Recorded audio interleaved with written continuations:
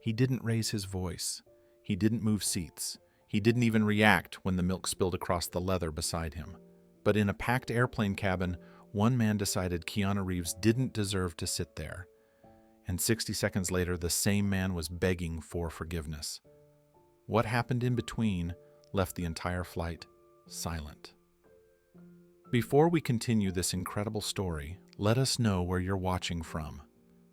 If you enjoy stories like this, subscribe to the channel because tomorrow we have another inspiring story you won't want to miss. The morning flight was supposed to be forgettable, the kind of flight people barely remember once their feet touch the ground.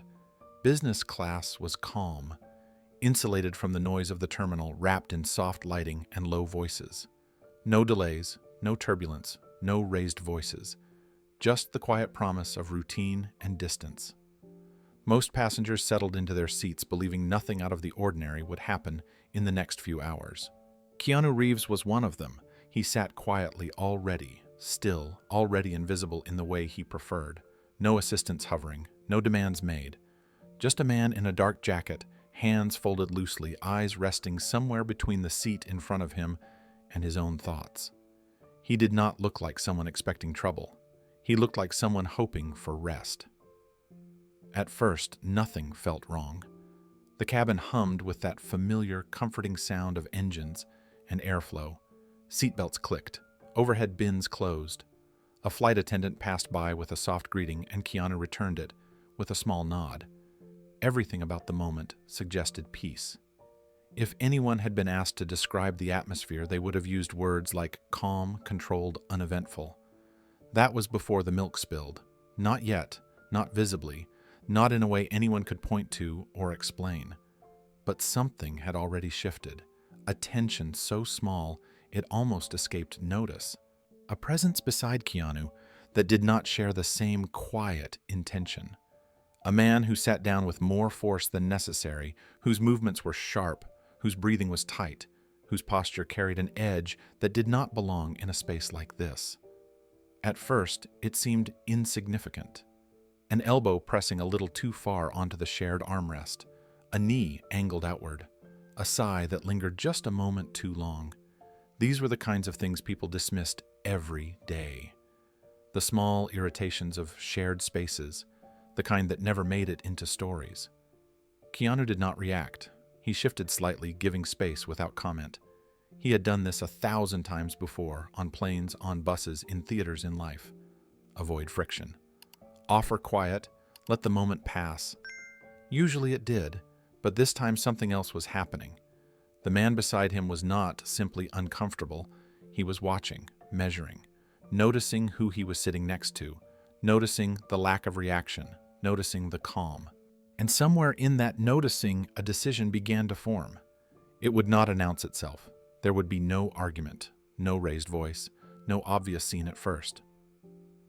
Just a choice made quietly that this seat did not belong to Keanu Reeves, that this calm did not deserve to continue, that this flight would not remain peaceful. No one else in the cabin knew this yet.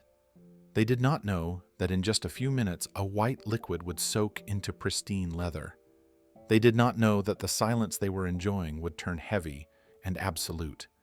They did not know that a man who boarded this plane, irritated, would soon be publicly apologizing in front of strangers. All they knew was that the flight was smooth. The morning was ordinary, and Keanu Reeves was sitting quietly in his seat, unaware that someone nearby had already decided to test him. The spill had not happened yet, but it was coming. And when it did, everything would change. From the outside, nothing about the row looked unusual. Two men seated side by side, both facing forward, both silent. But silence can carry weight, and in this case, it pressed down, slowly, almost imperceptibly. The man beside Keanu sat rigid, shoulders tense, jaw set, as if he were bracing against something invisible. His foot tapped once, then again too sharply to be idle. His eyes kept drifting sideways, never fully turning, just enough to confirm what he already knew.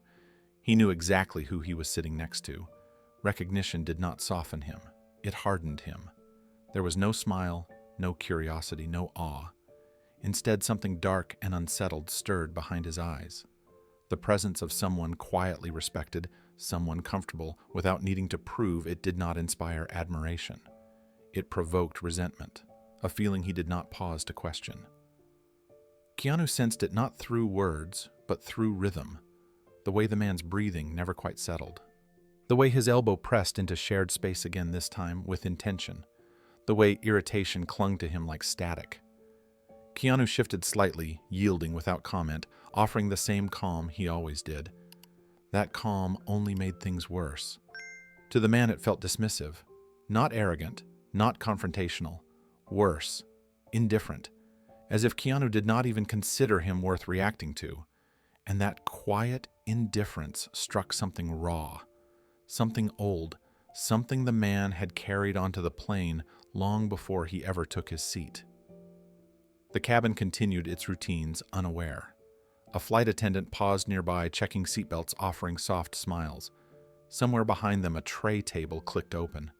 A phone vibrated briefly, then stopped. Life moved forward in small, orderly sounds, but beside Keanu, a thought had taken hold. It was not yet clear, not fully formed, just an urge, a need to disrupt, to reclaim space, to feel larger, if only for a moment. The man's gaze dropped toward the empty seat between them. Clean, untouched, neutral territory. His eyes lingered there longer than necessary. Keanu noticed the glance. He did not turn, he did not stiffen, but awareness sharpened quietly inside him. Years of moving through unpredictable situations had taught him to recognize the difference between irritation and intention. This was crossing from one into the other. Still, he remained still. The man reached into his bag, slowly, casually, as if nothing mattered. His fingers wrapped around a bottle, white plastic, opaque, innocent-looking. He loosened the cap with deliberate care, the faint twist barely audible over the hum of the plane. No one else paid attention. To everyone else, it was just another passenger opening a drink. Nothing worth noticing, nothing worth concern.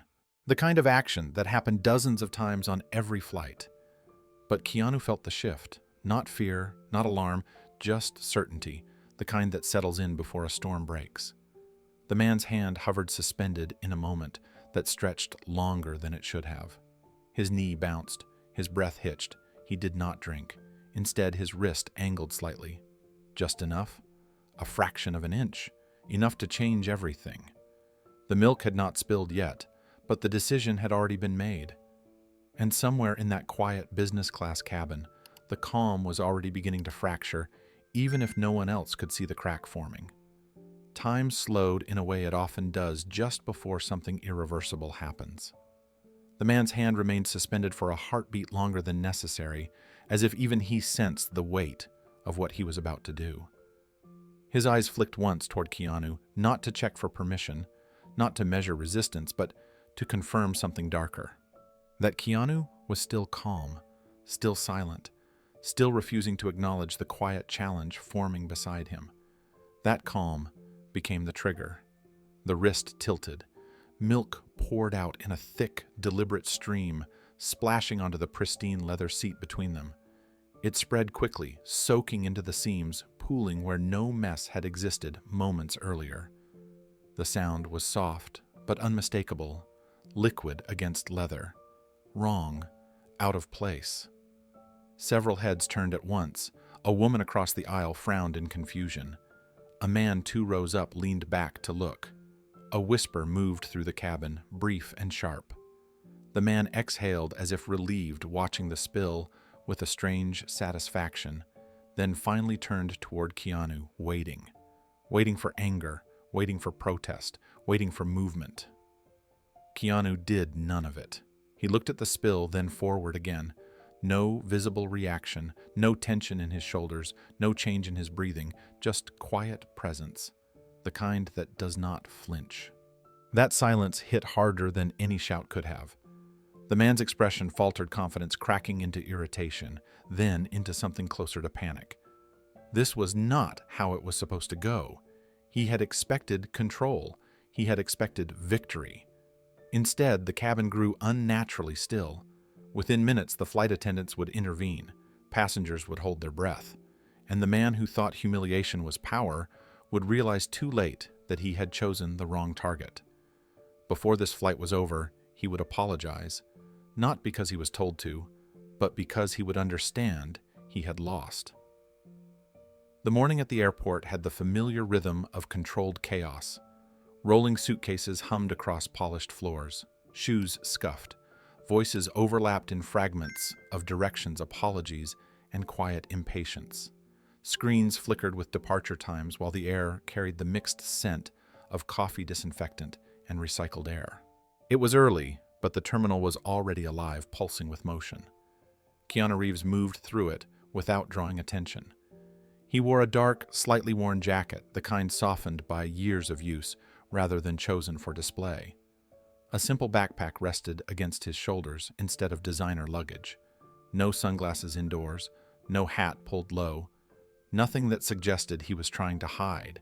He simply walked at his own pace, unhurried, unannounced, eyes forward but unfocused, as if the airport were something he had passed through 1,000 times before and no longer needed to study. People noticed him anyway.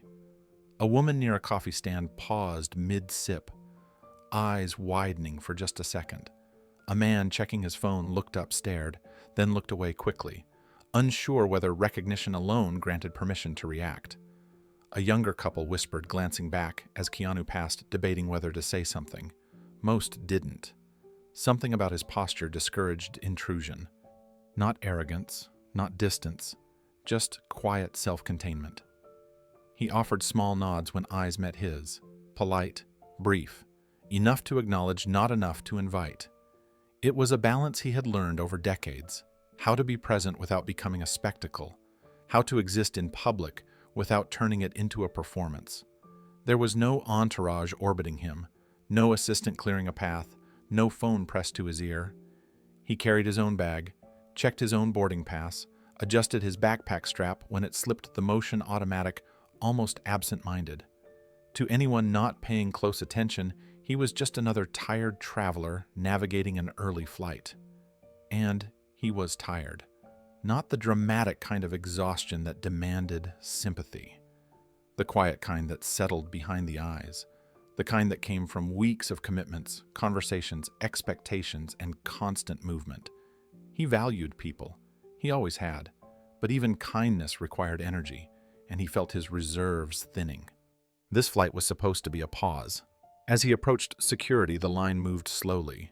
Shoes came off, bags went onto the belt. Keanu followed the process without complaint, waiting his turn, stepping forward when directed. A security officer glanced at his ID, hesitated for half a second, then handed it back with a restrained smile. Keanu returned the smile gently and moved on. Past security, the terminal opened into wide corridors lined with shops and gates. Sunlight filtered through high windows, casting pale reflections on the floor. Keanu walked past stores selling noise-canceling headphones, luxury watches, and last-minute souvenirs without looking. He was not interested in buying anything. He was interested in arriving. At the gate, boarding had not yet begun. Passengers sat scattered across rows of chairs, some leaning over laptops, others dozing, some staring blankly at nothing at all. Keanu chose an empty seat near the wall and sat down, placing his backpack at his feet. He exhaled slowly, shoulders lowering just a fraction. For a moment he closed his eyes, not to sleep, just to be still. He did not know yet that this quiet, this anonymity, this small pocket of peace he had carved out for himself was already fragile. That within the hour, someone else's anger would collide with his calm. That his desire to move unseen would be challenged by someone who could not stand the sight of quiet dignity. For now, though, he was just another man waiting to board a plane. When boarding was finally announced, there was no rush in Keanu's movement. He stood when the line thinned, not eager to be first, not content to be last, just patient.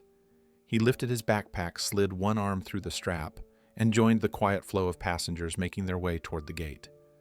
Around him, people shifted bags, checked tickets, adjusted coats. No one made a scene. No one asked for photos. It was one of those rare moments when recognition stayed silent. As he walked down the jet bridge, The sounds of the terminal softened behind him, replaced by the hollow metallic echo of footsteps and rolling wheels. The air cooled slightly. That familiar transition settled in, the one that always marked the beginning of a flight and the temporary suspension of everything else. Inside the aircraft, the atmosphere changed again. The cabin lighting was warm and low. Seats were arranged neatly, leather surfaces clean and untouched. The quiet here was different from the terminal, more contained, more intentional. Conversations dropped to murmurs, movements became careful, almost respectful. Keanu stepped into business class, without ceremony nodded once at the flight attendant and followed her gesture toward his row. He stowed his backpack overhead himself, lifting it with ease and care, making sure it didn't bump anyone else's belongings. Then, he took his seat. No adjustments, no complaints. He fastened his seatbelt and rested his hands lightly on his lap. His posture was relaxed but upright, the posture of someone comfortable with himself and with waiting. He looked like someone who did not expect anything from the flight except quiet. As passengers continued boarding, a few more glances found their way toward him. A man across the aisle paused mid-sentence, recognition flickering across his face before he continued speaking in a lower voice. A woman a row ahead smiled faintly to herself, then looked back at her phone. There was a shared unspoken understanding among those who noticed him. Let him be. Keanu appreciated that more than applause. He leaned back slightly and closed his eyes again, listening to the subtle sounds of the cabin. The soft click of seatbelts, the muted thud of overhead bins closing, the distant hum of engines preparing for departure. It was calming in a way few places were. Suspended, neutral, a place where he could exist without explanation. This was how he preferred to move through the world, not hidden but not highlighted, present but unclaimed. He thought briefly about nothing in particular, about the relief of travel, about the comfort of routine, about the simple fact that for the next few hours there would be nowhere else he needed to be, and no one else he needed to be for. That thought alone brought a quiet ease. He did not notice the man approaching his row yet. He did not notice the sharpness in the footsteps or the irritation in the breath. He did not see the way the man paused when he recognized him, or how that recognition did not soften into admiration, but hardened into something else entirely. Keanu remained still, eyes closed, unaware that the calm he valued so deeply was about to be tested by someone who mistook humility for weakness. The door was still open. Boarding was still in progress. The flight had not yet begun. And already two very different intentions were about to collide in the same narrow row. When Keanu finally opened his eyes, it was not because of noise, but because he felt a shift beside him.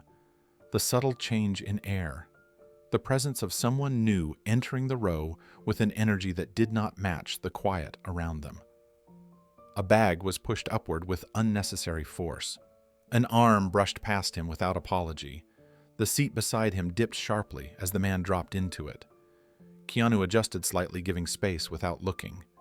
It was instinctive, a lifetime habit. He had learned long ago that not every moment required attention, and not every discomfort required response. He remained calm, hands resting loosely, gaze neutral. The man beside him, however, did not settle. There was tension in the way he sat, shoulders rigid, movements sharp. A faint huff of breath escaped him, not from exertion, but irritation. Keanu sensed it without turning. The kind of tension that did not belong to the moment. The kind that came from somewhere deeper than the flight itself.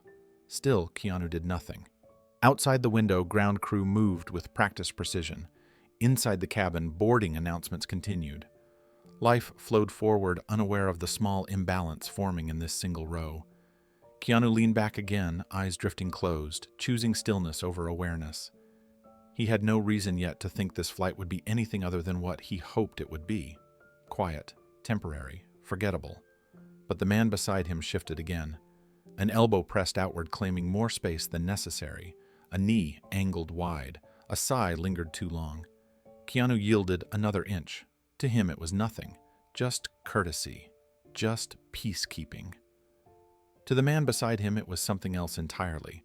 It looked like permission. And as the aircraft doors closed and the cabin sealed itself from the outside world, that misunderstanding settled in unnoticed by everyone else. One man seeking quiet, another seeking control. Neither spoke. But the distance between their intentions was already vast, and it would soon spill into the open, as unavoidable as gravity once the plane left the ground. Boarding for business class began quietly, without the urgency that often followed later groups. The announcement came over the speakers in a calm, practiced tone, and a small cluster of passengers rose from their seats almost in unison. Jackets were adjusted, boarding passes were checked one last time. Conversations trailed off as people shifted into motion. Keanu stood with them not immediately, but naturally, as if responding to the flow rather than leading it. He lifted his backpack from the floor and slipped it onto one shoulder, then joined the line without drawing attention. No one stepped aside for him. No one rushed him. That suited him just fine. As he handed his boarding pass to the gate agent, she glanced at the name, paused for the briefest moment, then smiled politely and waved him through. Keanu returned the smile with a nod that carried no expectation beyond courtesy. He walked down the jet bridge with steady steps, the hum of the terminal fading behind him as the enclosed passage narrowed his world to a single direction. The air changed as he stepped onto the plane. Cooler, cleaner, a faint mix of leather fabric and something sterile that all aircraft seemed to share. The business class cabin was softly lit, the overhead lights dim enough to be soothing without feeling dark. Seats lined the aisle in neat symmetry, their leather surfaces unmarked, waiting. Keanu paused just long enough to orient himself, then moved to his row. He lifted his backpack into the overhead bin, carefully adjusting it so it sat securely without shifting anything else. He closed the bin gently without the sharp snap some passengers favored, then turned and took his seat. He did not sprawl, he did not claim extra space, he did not adjust the armrests or recline immediately. He sat down as if the seat were borrowed rather than owned, fastening his seatbelt with a quiet click and resting his hands loosely on his lap. Around him the cabin filled slowly. A man a row ahead leaned toward his companion and whispered something that earned a small laugh. A woman across the aisle arranged a blanket over her legs and opened a book. Somewhere behind him, a suitcase bumped lightly against a seat frame before being guided into place. The atmosphere was controlled, insulated from the rush outside. Voices stayed low, movements stayed measured. It felt like a place designed for pause rather than urgency. Keanu leaned back slightly and closed his eyes. Not in sleep, just in rest. In the brief relief of knowing that for the next stretch of time, there was nothing required of him. No meetings, no conversations, no expectations, just forward motion and quiet. This was why he chose early boarding when he could, not for priority, but for stillness. For these few minutes before the cabin fully filled, before the energy shifted, before the world demanded attention again. He took a slow breath, then another, letting the rhythm of the plane settle into him. The gentle hum beneath his feet, the faint vibration through the seat. It was grounding in a way few places were. For a moment, everything felt exactly as it should. But peace, especially when unnoticed, could be fragile. And even as Keanu sat there with his eyes closed, believing he had found a pocket of calm above the noise of the world, another presence was approaching the row, with a very different state of mind, carrying tension that did not belong in a place like this. The cabin had not changed yet, but it was about to. As more passengers filtered into the cabin, the sense of stillness began to thin, though it did not disappear. It shifted instead, stretching to accommodate new bodies, new energies. The aisle filled briefly, then cleared, then filled again.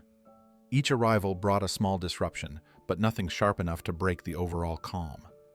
Keanu remained where he was, eyes still closed, posture unchanged. He did not lean into the aisle. He did not watch people pass.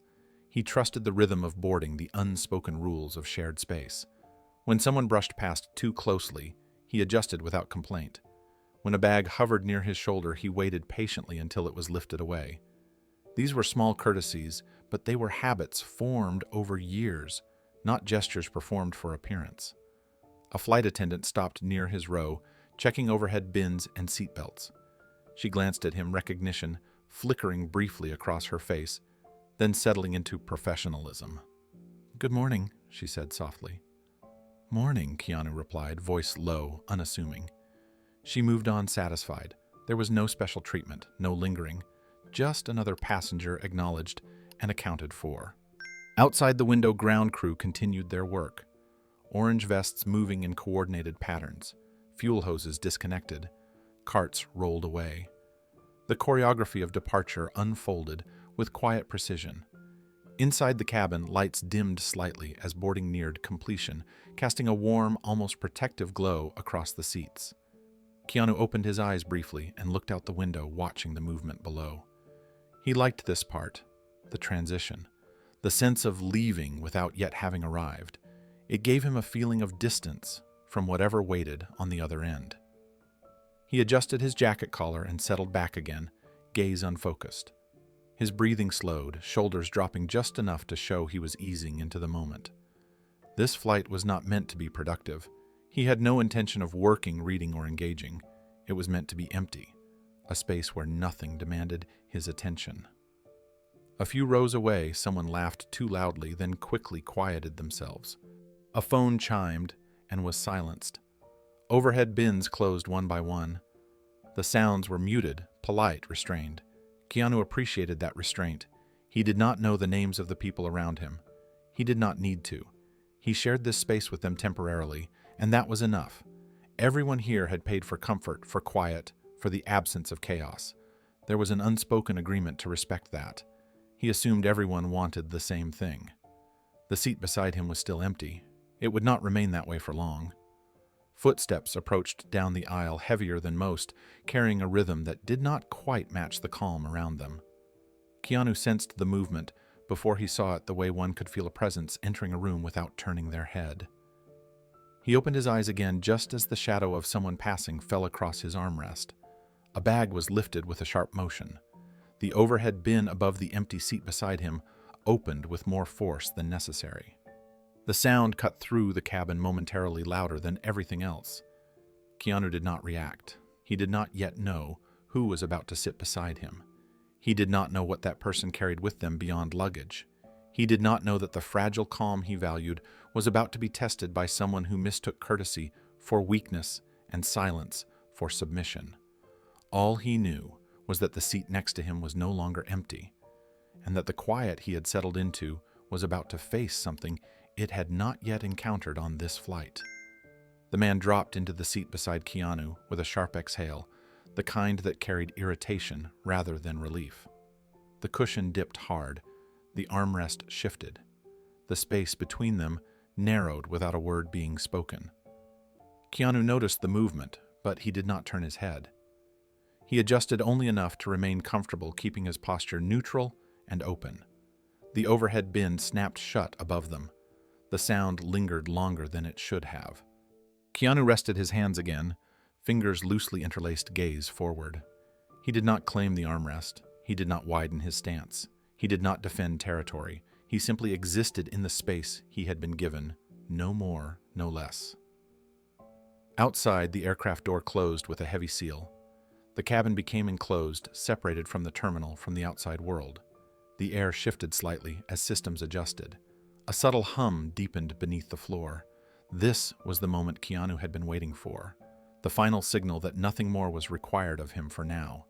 He closed his eyes one more time, not knowing that the calm he trusted had already been misread, not knowing that the man beside him had mistaken silence for permission, and not knowing that what he believed would be a quiet flight was about to become something unforgettable for everyone on board. The man who took the seat beside Keanu did not arrive calmly. Everything about him felt slightly off rhythm, as if he were out of sync with the controlled quiet of the cabin. He appeared to be somewhere in his late 30s, maybe early 40s, well-dressed in a fitted jacket and pressed shirt shoes, polished hair neatly styled. On the surface, he looked like someone who belonged in business class, but the tension beneath that appearance was impossible to miss. His movements were sharp, impatient. He shoved his carry-on into the overhead bin with unnecessary force, muttering under his breath about space, about airlines shrinking seats, about people taking too long to board. The words were not loud enough to draw formal attention, but they carried just far enough to be heard by those nearby. Complaints layered on top of complaints, as if the act of traveling itself had personally offended him. When he finally dropped into his seat, he exhaled hard, like someone who had been holding his breath for too long. His shoulders stayed tight. His jaw clenched. Even sitting still seemed to take effort. Keanu felt the tension immediately. Not as a threat, not yet. Just as something unsettled, a presence that did not match the space. He shifted slightly, giving the man room without comment, a reflex more than a decision. The man noticed. At first his attention was scattered. He adjusted his jacket, checked his phone, looked down the aisle with irritation as if daring someone to block his view. Then gradually his focus narrowed. His eyes drifted sideways, pausing just long enough for recognition to register. He froze, not with surprise, not with excitement, with irritation. His gaze traced Keanu's profile, the worn jacket, the relaxed posture, the complete lack of performative importance. There was no awe in his expression, no smile, no internal debate about asking for a photo. Instead, his lips tightened, his eyes hardened. Something sour settled across his face. It was not admiration that recognition sparked. It was resentment. To the man, Keanu Reeves did not look impressive in the way he expected someone famous to look. No expensive accessories, no visible entitlement, no demand for space, just calm, quiet, presence without effort. And that unsettled him more than arrogance ever could. He looked down at his own clothes, his watch, his shoes. He shifted in his seat, suddenly aware of himself in a way that felt uncomfortable. Sitting next to Keanu did not make him feel closer to greatness. It made him feel smaller. The man scoffed quietly, shaking his head as if to dismiss the thought, but the feeling lingered. He leaned back, arms crossing tightly over his chest, eyes fixed straight ahead. His foot began tapping against the floor, quick and sharp. Keanu remained still. He offered no acknowledgement, no nod, no reaction to being recognized or judged. He simply existed as he always did, quietly occupying his space without apology. That silence sharpened the man's irritation. He wanted something from the moment, validation, reaction, a sense of superiority. But Keanu offered none of it. And in that absence, the man's irritation began to transform into something more focused, something personal. The flight had not yet left the gate, and already the man beside Keanu was carrying more than just luggage into the air. The man shifted again, as if the seat itself were at fault for his discomfort. He tugged at the hem of his jacket, adjusted the angle of his legs, then leaned forward to glance down the aisle with visible irritation. Nothing satisfied him. Not the space, not the timing, not the people still boarding. Every small inconvenience seemed to stack on top of something he had brought with him long before he stepped onto the plane. He muttered again, this time about the airline's policies, about how business class wasn't what it used to be, about how people took up more room than they deserved.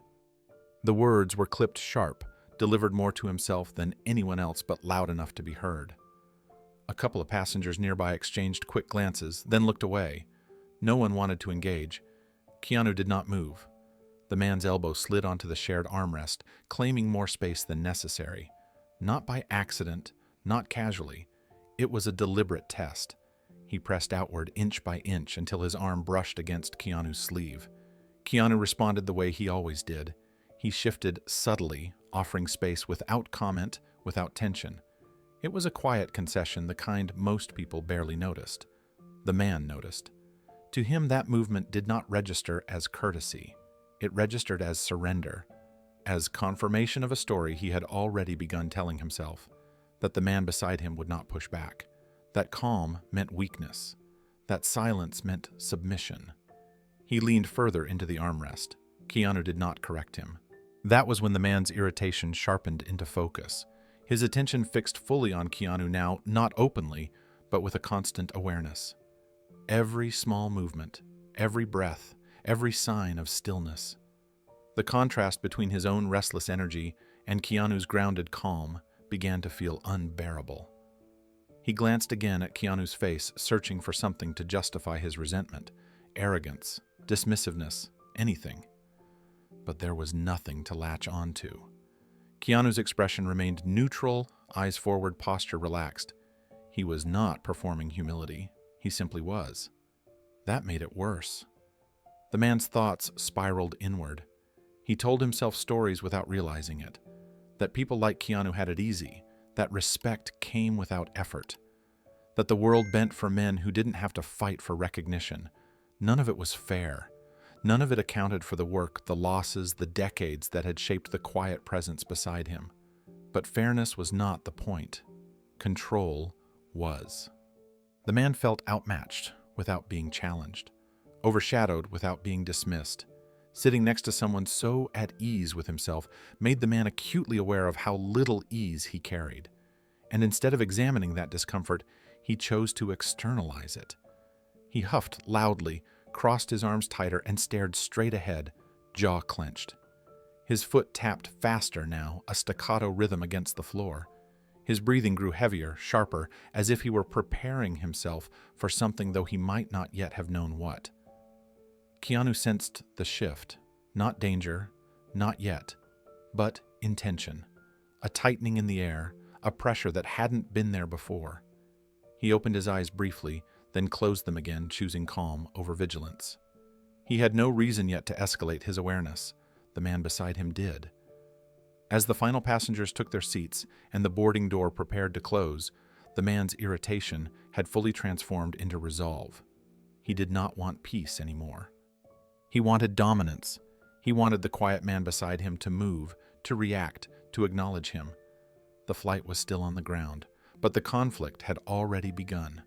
The moment of recognition settled fully into the man's chest, and it did not sit there quietly. Sitting beside Keanu Reeves did something to him that he had not anticipated. It stripped away his sense of importance without saying a word. No one was watching him.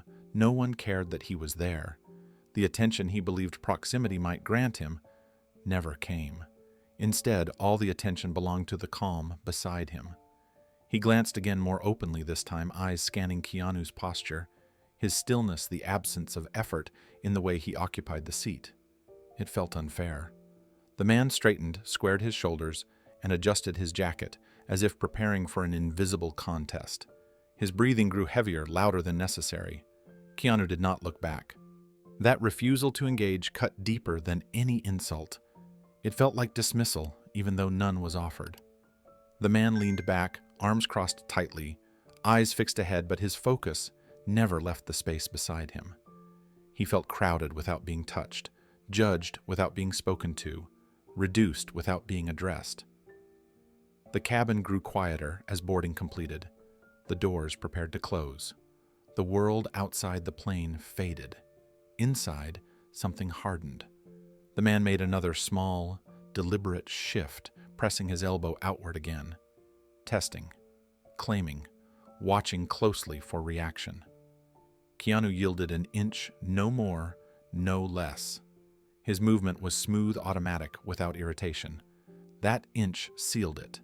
To the man, it confirmed a belief he desperately wanted to hold on to, that he could push, that he could take, that the quiet man beside him would always give way. He inhaled slowly, eyes flicking once toward the empty seat between them, then forward again. A decision began to form, not fully conscious, but undeniable. The flight had not even taken off yet, and already the man had decided that this calm would not be allowed to continue.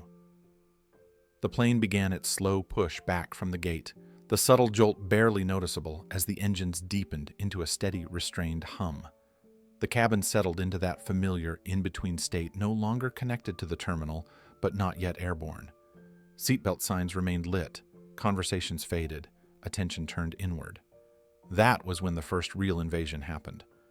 The man beside Keanu shifted his weight, deliberately leaning into the shared armrest with unmistakable intent. His elbow pressed outward, firm and steady, claiming territory that did not belong solely to him. It was not aggressive enough to justify confrontation, but not subtle enough to be accidental. Keanu noticed immediately. He did not stiffen. He did not glance sideways. He simply adjusted his posture, easing back a fraction, allowing space without resistance. The movement was smooth, practiced, almost automatic. To him, it was nothing more than courtesy. To the man, it was confirmation.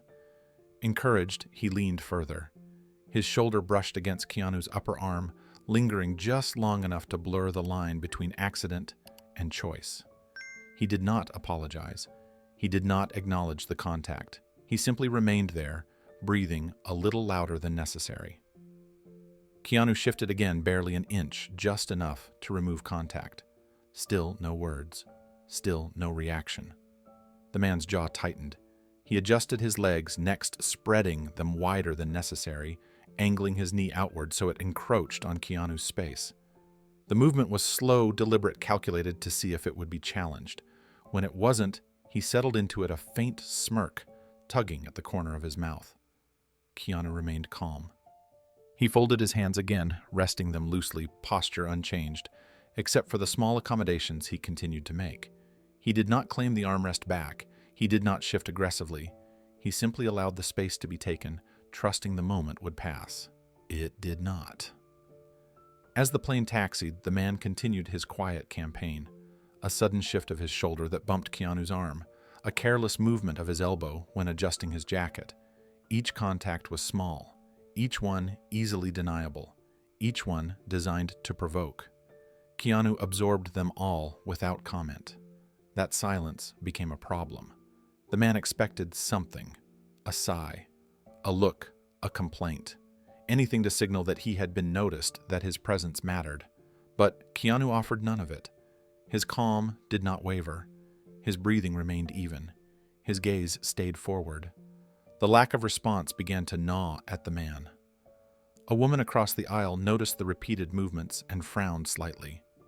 A man a row ahead glanced back once, then again sensing tension but unable to pinpoint a reason to intervene. The situation hovered in an uncomfortable gray area, unpleasant but not actionable, irritating but not explosive. Nothing reportable had happened, and that was exactly what made it effective. The man leaned into the armrest, again harder this time, pressing until his sleeve creased against Keanu's jacket. He waited, counted silently. When Keanu shifted just enough to break contact, the man exhaled sharply through his nose. Frustration flickered across his face. He had expected resistance by now, some sign that he was winning or losing.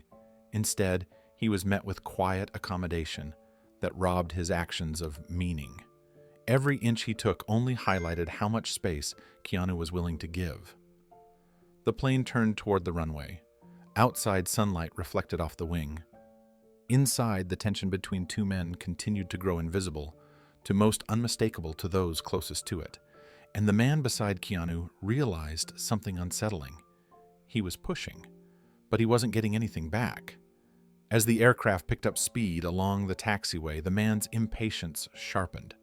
The steady hum of the engines seemed to irritate him, as if even the sound of forward motion reminded him that nothing was bending to his will. He shifted again, this time more abruptly, his shoulder knocking into Keanu's arm with enough force that it could no longer be mistaken for clumsiness.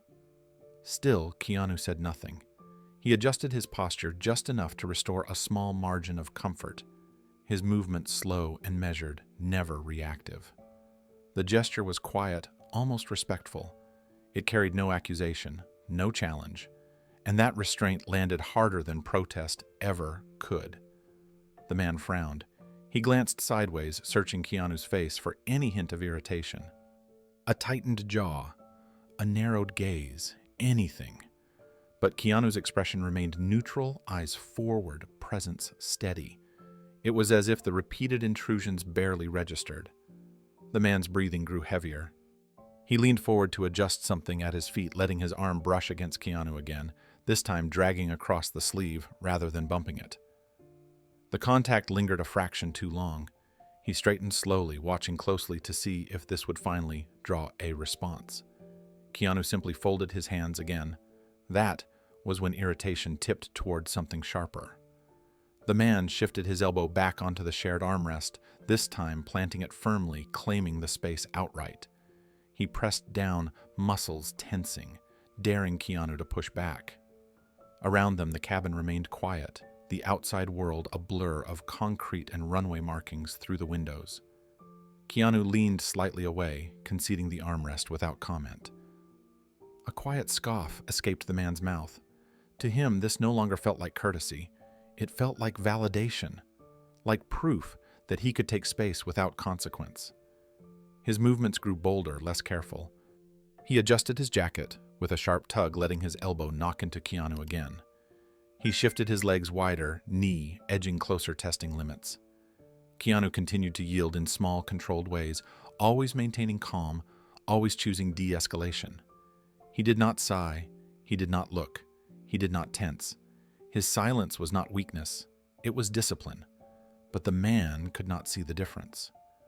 Across the aisle, the woman who had frowned earlier exchanged a glance with her seatmate. The man in front of them shifted uncomfortably, sensing something off without being able to name it. The tension was subtle, like a low vibration beneath the surface of the cabin. Present, but easy to dismiss. Nothing had crossed a clear line. No words had been spoken. No direct confrontation had occurred. No flight attendant had reason to intervene. And yet the air between the two men felt charged heavy with intention. The man leaned back, arms crossing tightly, foot tapping faster now. His eyes stayed forward, but his awareness never left Keanu. Each quiet accommodation felt like both a victory and an insult. He was taking space, yes, but he was not being acknowledged. That was the part he couldn't stand. He wanted to be seen, to be reacted to matter in this moment. And with every calm inch Keanu gave up, the man felt himself slipping further into frustration, into the need to escalate. The plane slowed briefly, then turned. The runway stretched out ahead, and the man realized that subtlety was no longer satisfying him. As the aircraft aligned itself on the runway, the cabin grew still in anticipation of takeoff. Conversation stopped, bodies pressed back into seats. The moment demanded quiet, but the man beside Keanu seemed incapable of honoring it. He shifted again, sharper, this time his shoulder brushing against Keanu's arm, with clear intent. There was no pretense of accident now. Keanu adjusted slightly, barely perceptible, restoring a sliver of distance, without any sign of irritation. His breathing remained slow, even, grounded. That calm became unbearable. The man let out a short, annoyed breath and pressed his elbow deeper into the armrest, angling his body outward as if to crowd Keanu out of the row entirely. He leaned forward, then back, each movement calculated to disrupt. Still no reaction, still no words. A man across the aisle looked over more openly now, eyebrows drawn together. A woman 2 rows ahead shifted in her seat, glancing back before looking away again. The discomfort was spreading, subtle but undeniable. People could feel something was wrong, even if they could not explain what it was. The engines roared louder. As the plane accelerated, the man's knee slid closer, invading the last inch of shared space. He waited, breath held, eyes fixed forward, anticipating resistance that never came. Keanu leaned away just enough to avoid contact, hands still folded, posture unchanged. The wheels lifted from the ground. In that moment of weightlessness, something inside the man hardened. The quiet refusals, the calm concessions, the lack of acknowledgement. None of it gave him what he wanted. Instead of feeling powerful, he felt ignored. And ignored was the one thing he could not tolerate. As the plane climbed, his gaze drifted toward the empty seat between them, lingering there longer than before. A new idea began to form, darker and more deliberate than elbows and shoulders. Subtlety had failed, and he was ready to try something else. As the plane climbed and leveled into the sky, the man's restlessness did not fade. It intensified. The pressure change seemed to mirror something tightening inside his chest. His foot bounced faster, now heel tapping against the carpet in short, impatient bursts. He stared straight ahead, jaw clenched, but his thoughts were anything but still. He felt unseen, not in the literal sense. People could see him. They had glanced at him. They had heard his complaints, but none of it mattered. None of it stuck. No one cared. No one reacted. Sitting beside Keanu Reeves only amplified that truth. The contrast was unbearable. Keanu did nothing to demand attention, yet it followed him anyway. Respect moved toward him naturally, quietly, without effort. That was what hurt. The man had spent years trying to be noticed. At work, in rooms full of people, in conversations where his words landed flat and his presence went unacknowledged. He told himself it was because the world was unfair, because others were lucky, because people like Keanu were handed admiration while men like him had to fight for scraps.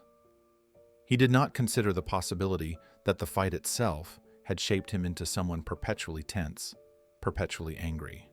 Sitting next to Keanu felt like sitting next to a reminder of every time he had been overlooked, every meeting where his ideas were ignored, every room where someone else carried quiet authority while he strained to be heard. The calm beside him was not neutral. It was accusatory. He glanced sideways again more openly now, watching Keanu sit with eyes half closed, shoulders relaxed, hands resting loosely. There was no arrogance there, no performance, just ease. That ease felt like an insult. The man's chest tightened. He wanted control, not over the flight, not over the plane, over the moment, over the space, over the narrative unfolding in his head. He wanted to feel larger than the quiet presence beside him, even if only for a few minutes. He wanted proof that he mattered more than this calm, this silence that seemed to swallow him whole. Power did not have to be loud. He knew that. It could be subtle, strategic, personal. His eyes drifted downward. The empty seat between them caught his attention. Clean leather, untouched, neutral ground. It had been there the entire time, but now it seemed to glow with possibility. It was not assigned to either of them. It belonged to the airline, to no one, which meant it could be claimed, or ruined. A thought flickered, small at first, then grew sharper as it settled. It did not arrive fully formed. It crept in dressed as practicality, then justification. A mess would force action. A mess would demand attention. A mess would break the calm. He imagined it.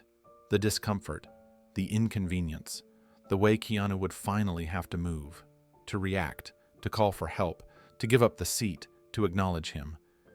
Did not matter how, as long as the calm was broken. Humiliation, he realized, was a kind of power. Not loud humiliation, not shouting or insults, something quieter, something deniable, an accident, a spill, the kind of thing that could be explained away while still achieving its purpose. His fingers tightened around the armrest. The man inhaled slowly, eyes lingering on the empty seat, then flicking briefly toward Keanu again. Still calm, still silent, still unbothered. That would change. The idea settled into place, no longer a thought, but a plan. Simple, effective, personal. He did not need to confront Keanu directly. He did not need words. He just needed to create a situation Keanu could not ignore. The plane hummed steadily around them, unaware. And in the quiet space between two men, resentment found its tool. The man's breathing slowed, not because he was calming down, but because the decision had given him focus. The restless tapping of his foot eased into stillness. His jaw remained tight, but his eyes sharpened with intent. In his mind, the chaos that had followed him onto the plane finally arranged itself into something useful. He did not think of it as cruelty. He framed it as balance. If Keanu Reeves could sit there so comfortably, so untouched by the world, then the world needed to intrude. If respect followed Keanu without effort, then effort needed to be applied against him, not directly, not loudly. That would expose too much, but indirectly through embarrassment, through inconvenience, through forcing him out of the space he occupied so effortlessly. The man told himself this was fair. He had endured embarrassment before. He had been talked over, dismissed, overlooked. No one had rushed to correct that injustice. No one had apologized to him. If discomfort was part of life, then Keanu Reeves should taste it too. His hand slid down toward the small bag at his feet. He did not rush. He did not look around suspiciously. He moved with the quiet confidence of someone who believed he was justified. His fingers brushed against plastic, then closed around a bottle. He lifted it slowly, keeping it low, hidden from casual glances. White plastic, lightweight, harmless at least on the surface. Milk. The choice felt almost poetic to him. Innocent, domestic, something no one would expect to be weaponized. Something that could be explained away in seconds with the right tone. He loosened the cap slightly, just enough to know it would give easily when the moment came. His heart beat faster now, not from fear, from anticipation. He imagined the sequence again, the spill, the look on Keanu's face, surprise, annoyance, maybe even frustration, the inevitable movement, Keanu calling a flight attendant, Keanu relocating, the quiet victory of having forced the calm man to react, to yield, to acknowledge him. It would be subtle, controlled. He would not pour it dramatically, just enough to make the seat unusable, just enough to ruin the comfort, just enough to tip the balance. He glanced sideways. Keanu's eyes were closed again, his posture unchanged, unaware, trusting the space around him to remain civil. That trust irritated the man more than anything else. It felt naive. Earned or not, it felt undeserved. The man's lips pressed together. He looked back at the empty seat, memorizing its shape, its seams, the way the leather curved inward. He calculated angles without consciously realizing it. How much liquid would be needed? Where it would spread? How it would look? A spill could not be taken back. That thought thrilled him. Around them, the cabin had settled fully into cruise. Seatbelt signs chimed off. Passengers shifted, relaxing into the flight. Drinks would be served soon. The world had decided this moment was safe, uneventful. The man felt a perverse satisfaction in knowing he was about to prove it wrong. He rested the bottle on his thigh, fingers curled loosely around it, waiting, not rushing, letting the idea ripen. The longer he waited, the more powerful it felt, like control reclaimed inch by inch. Humiliation was no longer just a reaction, it was the goal, and the empty seat between them had become the stage. The man waited, letting the plane settle into its steady rhythm, letting the moment feel ordinary again. That was important. Ordinary meant invisible. Ordinary meant no one was watching closely. He rested his arm casually, bottle still in his hand, fingers relaxed as if nothing unusual was about to happen. Inside, however, he was fully awake. He glanced once more at Keanu, taking in the stillness, the ease, the complete lack of awareness. It felt almost insulting now, as if Keanu trusted the world too much, as if he believed civility was guaranteed. The man felt a sharp urge to prove otherwise. His gaze returned to the empty seat.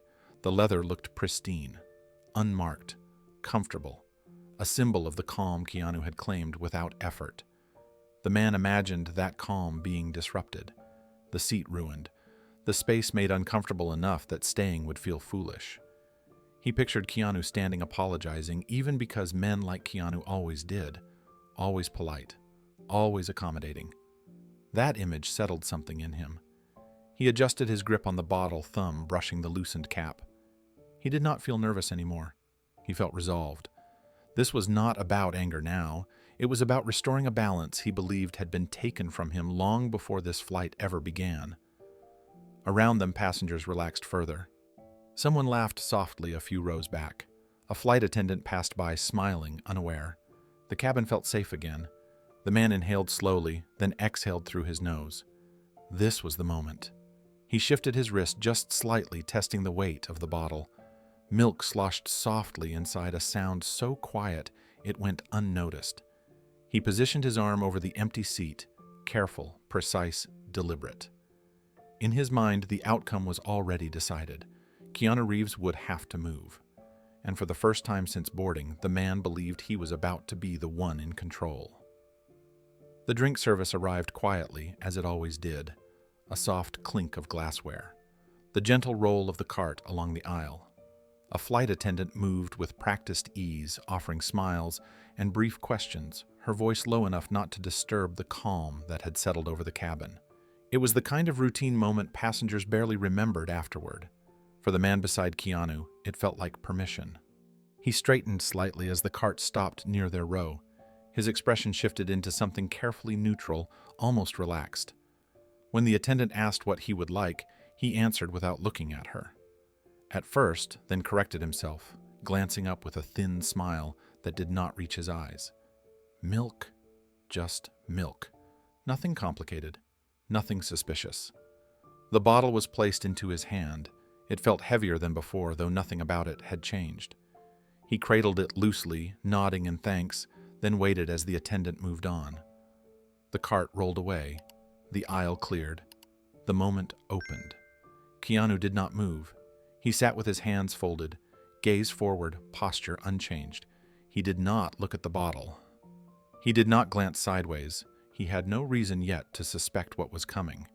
To him, it was just another passenger receiving a drink. The man waited a beat longer, then another. He tilted the bottle, not abruptly, not clumsily, slowly, deliberately. The cap was loose exactly as he had prepared it. A thick white stream poured out, splashing onto the empty seat between them. The sound was soft, but unmistakable, liquid against leather. A wrong sound in a quiet place. Milk spread quickly. It pooled in the center of the seat, then seeped outward along the seams, soaking into the pristine surface. It glistened under the cabin lights, stark and obvious. There was no mistaking what had happened. This was not a drop, not a spill from turbulence. It was a pour. Several heads turned at once. A woman across the aisle frowned, her eyes darting between the seat and the man's hand. A man a few rows back leaned into the aisle to get a better look. Murmurs rippled through the cabin, low and confused questions forming without being spoken. The man watched the milk spread with a strange satisfaction, then finally turned toward Keanu, waiting. Waiting for surprise, for anger, for protest. Keanu looked down briefly. He registered the spill, the ruined seat, the mess that now separated them. Then he looked forward again. His expression did not change.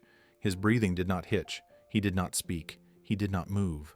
The calm was immediate and complete. It unsettled the man more than any shout could have. Still, he played his part. He inhaled sharply, feigning surprise, and reached for a napkin with exaggerated clumsiness. "Ah, damn it," he muttered loud enough for those nearby to hear. "I'm sorry. Must have tipped it." He dabbed at the seat half-heartedly, doing nothing to contain the spill. The napkin soaked through, instantly useless. The performance was thin, but it was something. An excuse, a shield. The murmurs grew louder. A flight attendant hurried back, concern flickering across her face as she took in the mess. She apologized reflexively to Keanu first, then to the man kneeling slightly to assess the damage. The man shrugged, spreading his hands as if embarrassed. "My fault," he said. "Didn't mean to." Keanu nodded once to the attendant. That was all. No complaint, no demand, no visible irritation. The man had expected many things. This was not one of them. The flight attendant worked quickly, blotting at the seat with towels pulled from the cart. Her movements efficient but clearly limited. The milk had already soaked deep into the leather, spreading beyond the reach of anything she could do in the aisle. She apologized again, this time more softly, her eyes flicking between Keanu and the man, trying to read the situation without escalating it. The man leaned back in his seat, shaking his head as if annoyed with himself. He let out a small laugh, too casual, too rehearsed. "Guess I'm more tired than I thought," he said, offering a weak smile that didn't convince anyone. He avoided looking directly at Keanu, now focusing instead on the ruined seat, as though the mess itself were the only thing worth acknowledging. Around them, passengers watched more openly. A woman across the aisle whispered something to her companion. A man in the row behind leaned forward slightly, eyes narrowed clearly, unconvinced by the explanation. The spill was too clean, too centered, too thorough to be an accident. But no one said anything. Not yet. The attendant finished blotting and stood. "We'll see what else we can do," she said, voice careful. She glanced at Keanu again, waiting, perhaps expecting a complaint, a request to move, something. Keanu met her eyes calmly and gave a small, understanding nod. "It's fine," he said quietly. 2 words, nothing more. The attendant hesitated, surprised, then nodded, and moved on, pushing the cart down the aisle. The routine resumed, but the atmosphere had changed. The spill sat there white against dark leather, an undeniable marker that something had gone wrong. The man felt it immediately. He had expected Keanu to react, to stand, to call for a new seat, to make a fuss, even a polite one. Instead, Keanu had accepted the inconvenience without resistance. That acceptance robbed the act of its payoff. The man's jaw tightened. He stared at the seat again, the mess now static, no longer spreading, no longer dramatic. It had done its job physically, but emotionally it had failed. Keanu had not moved, had not acknowledged him, had not given him the satisfaction of disruption. The man shifted in his seat, discomfort creeping in where triumph was supposed to be. He adjusted his jacket, then his legs, then leaned back again, trying to settle into a confidence he no longer felt. His foot began tapping again, faster than before. He glanced sideways, this time openly. Keanu sat exactly as he had before, hands folded, posture relaxed, eyes forward. The spill might as well not exist for all the reaction it drew. There was no anger, no irritation, not even mild inconvenience visible on his face. That calm felt personal now. The man's breathing grew heavier. His earlier sense of control evaporated, replaced by something closer to embarrassment. The attention he had drawn was no longer flattering. People were watching him, not Keanu, judging him, questioning him. He looked down at his hands, then back at the seat, as if the milk itself had betrayed him. This was not how it was supposed to go. He had crossed a line, and instead of gaining power, he felt exposed. The silence from Keanu was louder than any accusation could have been. It framed the man's behavior without words, casting him as the only one out of place. The man clenched his jaw and stared forward, humiliation beginning to creep in beneath his irritation. The first move had been made, and it had failed. The cabin slowly returned to its rhythm, but the moment did not pass. It lingered heavy and uncomfortable, clinging to the row like the sour scent of spilled milk. People pretended to refocus on their screens or their conversations, but their attention drifted back again and again, drawn to the quiet imbalance unfolding beside Keanu. The man felt it. Every glance that landed on him felt sharper now. No longer curious, but questioning. No longer confused, but judgmental. He shifted in his seat, suddenly aware of how exposed he was. The mess he had created sat between him and Keanu like evidence impossible to ignore.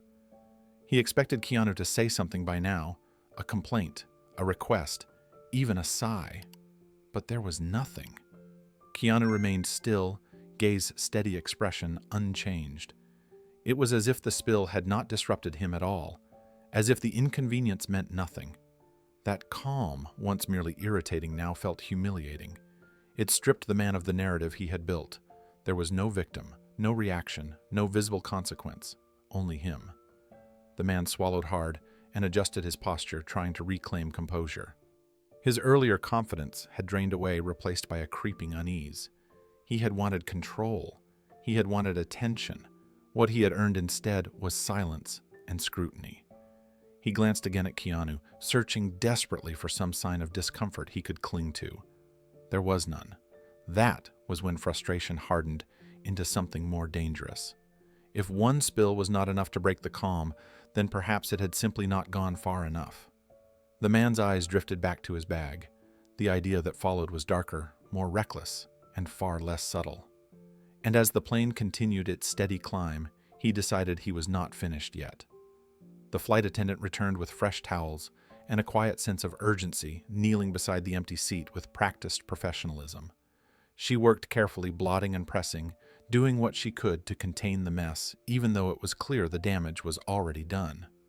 The leather was soaked. The milk had seeped deep enough that no amount of surface cleaning would undo it. "I'm really sorry about this," she said softly, directing her words toward Keanu first. Her tone carried genuine concern, the kind reserved for situations that felt wrong, even if no rule had been clearly broken. Keanu met her eyes and gave a small nod, not impatient, not dismissive, just understanding. "It's all right," he said quietly. The simplicity of the response landed harder than she expected. She hesitated for half a second, then nodded back clearly, grateful not to be facing a complaint. She finished cleaning as best she could and rose to her feet, glancing once more at the man beside Keanu before moving on. The man avoided her gaze. As soon as she stepped away, the silence settled in fully. It was not the comfortable silence from earlier in the flight. This one had weight. It pressed down on the row, thick and unyielding. The spill sat there pale and unmistakable, a quiet accusation that no one needed to voice. The man shifted in his seat, trying to reclaim ease that no longer existed. He crossed his arms, then uncrossed them, adjusted his jacket, cleared his throat.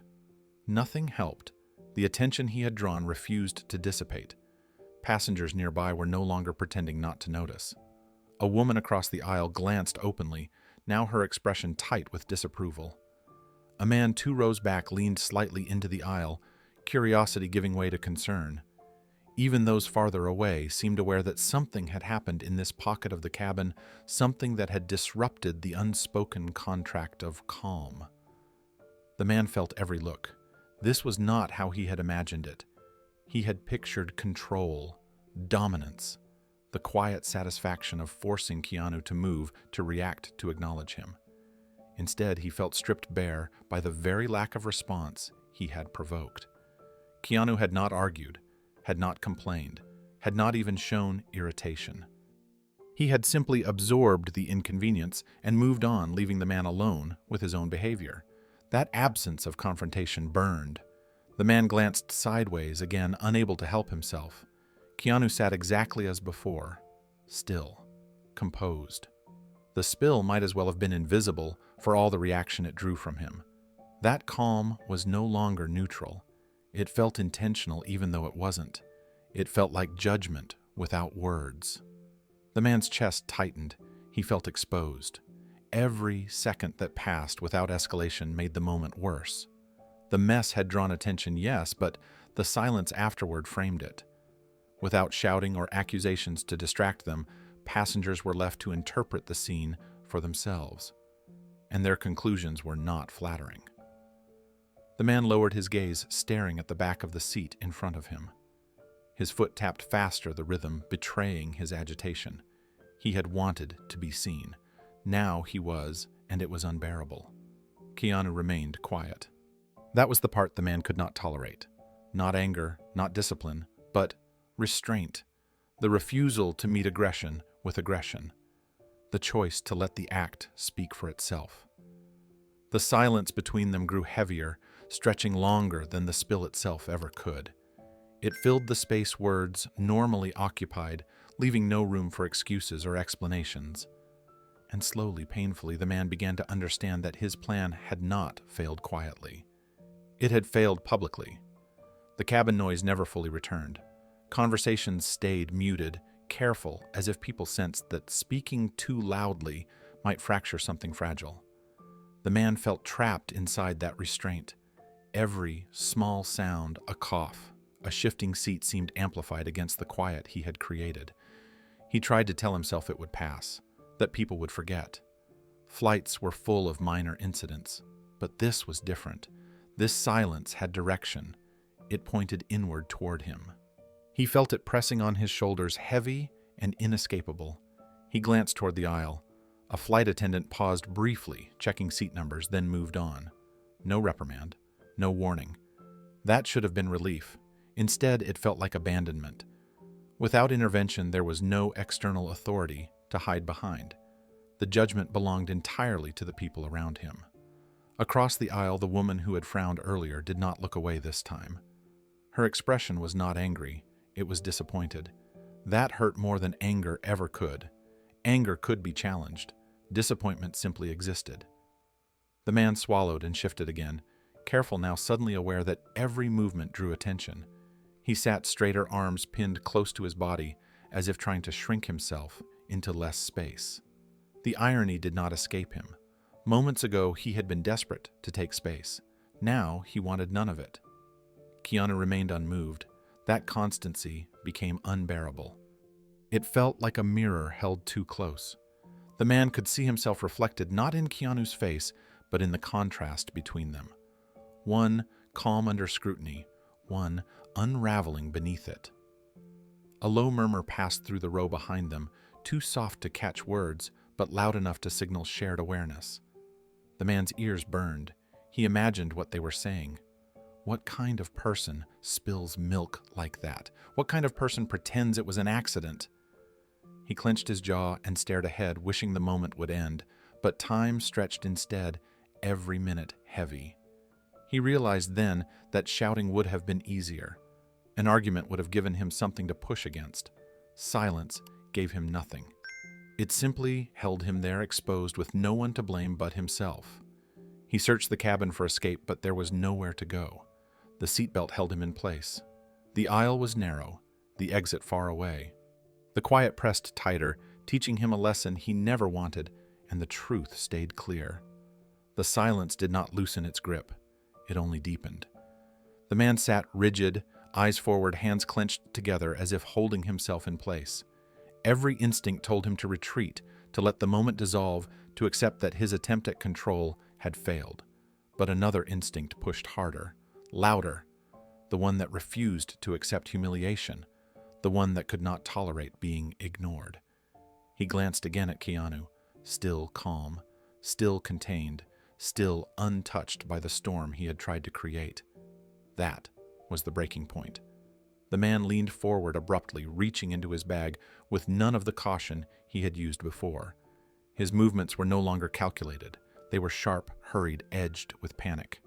He pulled out another container, smaller than the first, but heavier than it looked, the foil already partially peeled back. The faint, sweet smell reached the air immediately. A few passengers noticed. Someone across the aisle inhaled sharply. A man behind them straightened, eyes widening. The tension snapped into focus, no longer subtle, no longer ignorable. This was not clumsiness, not fatigue. This was intent. Keanu noticed the movement, but he did not react. The man did not bother to pretend this time. He did not glance around to check who was watching. He did not stage surprise or apology. He lifted the container and tipped it without hesitation. Milk poured out in a thick, uncontrolled stream. It splashed across the already ruined seat, then spilled over the edge, dripping down toward the floor. Drops splattered against the carpet, soaking in, spreading outward in pale stains. The sound was louder this time. Wet, heavy, impossible to ignore. The cabin reacted instantly. Gasps broke the silence. Someone muttered, "What the hell?" A woman covered her mouth, heads turned fully now, bodies angling toward the scene without restraint. This was no longer a private tension. It was public. The man exhaled hard, chest rising and falling rapidly as he watched the mess spread. There was no satisfaction in his face now, only defiance. He had crossed a line and knew it. A flight attendant hurried toward them, alarm plain in her expression. She stopped short when she saw the floor, the seat, the dripping mess. Her training kicked in, but her hands froze for a brief moment as she assessed what she could actually do. She spoke carefully, firmly, but her words were constrained by policy. No physical harm, no verbal threats, no clear grounds yet. The man shrugged, jaw tight, eyes daring anyone to challenge him. He muttered something about turbulence, but the lie was weak, and no one believed it. Keanu remained still. He looked at the spill, then forward again. His posture did not change. His expression stayed neutral. He did not raise his voice. He did not stand. He did not say a word. That composure cut deeper than anything else. The man stared at Keanu now openly, desperately searching for a crack, a flare of anger, a sign of frustration, anything to prove that the calm was an act. There was nothing. The flight attendant knelt again, blotting futilely, apologizing under her breath, glancing between the two men with visible unease. The mess was worse now, uncontainable. And yet the situation hovered in that narrow space where intervention felt necessary, but authority remained limited. The man felt eyes on him from every direction. He had wanted attention. Now he had it, and it felt nothing like power. The flight attendant rose slowly, her face tight with restraint. She glanced down the aisle, then back at the spreading mess, clearly weighing options she did not have the authority to use. Her voice stayed calm, but the strain beneath it was unmistakable as she asked the man to please remain seated and stop pouring liquids. It was a request, not a command. Policy wrapped her words in limits. The man laughed once, short and bitter. He leaned back in his seat, chest, heaving eyes still locked on Keanu. The laughter was not relief. It was defiance. He wanted Keanu to snap. He wanted raised voices. He wanted chaos loud enough to drown out the shame crawling up his spine. Keanu gave him nothing. He remained seated, shoulders relaxed, gaze steady, as if the scene unfolding beside him belonged to someone else entirely. His calm was no longer passive. It was immovable. A wall the man had thrown himself against twice now, only to feel his own momentum rebound. Passengers were no longer pretending. A man 2 rows back spoke under his breath, audible enough to carry. Someone else shook their head openly. Phones appeared in hands, lowered but ready. The cabin felt smaller now, compressed by attention and judgment. Every eye returned again and again to the same row. The man felt it closing in. He looked away from Keanu for the first time, staring straight ahead, jaw clenched so tightly his cheek muscles twitched. He told himself Keanu thought he was better than him, that this calm was arrogance disguised as humility. That silence was just another way of asserting dominance. That story was the only thing keeping him upright. He reached for the container again, fingers trembling, not to pour this time, but to hold something, to anchor himself. Milk dripped from the edge onto his shoe unnoticed. The smell was stronger now, souring the air. A flight attendant called softly for another crew member. The word security floated down the aisle, not loud, but clear enough. The man's stomach dropped. This had gone further than he intended. He glanced sideways again, panic flashing briefly across his face before being buried under anger. Keanu had not said a word, had not accused him, had not demanded punishment. And yet consequences were arriving anyway. That was the moment the man truly broke. He leaned toward Keanu, voice low but sharp words clipped and desperate, accusing him of sitting there like he owned the place, of thinking he was untouchable. The words tumbled out unevenly, fueled by frustration more than logic. Keanu turned his head then, just enough to acknowledge him. No anger in his eyes, no challenge, just awareness. That look stripped the man bare. It told him everything without saying a word, that his behavior had been seen from the start, that his attempts at control were transparent, that the calm he hated was real, and it was not going anywhere. The man leaned back again, breath-ragged realization settling in with brutal clarity. He had escalated not to win, but because losing quietly felt unbearable. The cabin no longer felt contained. It felt strained, like a held breath stretched too far.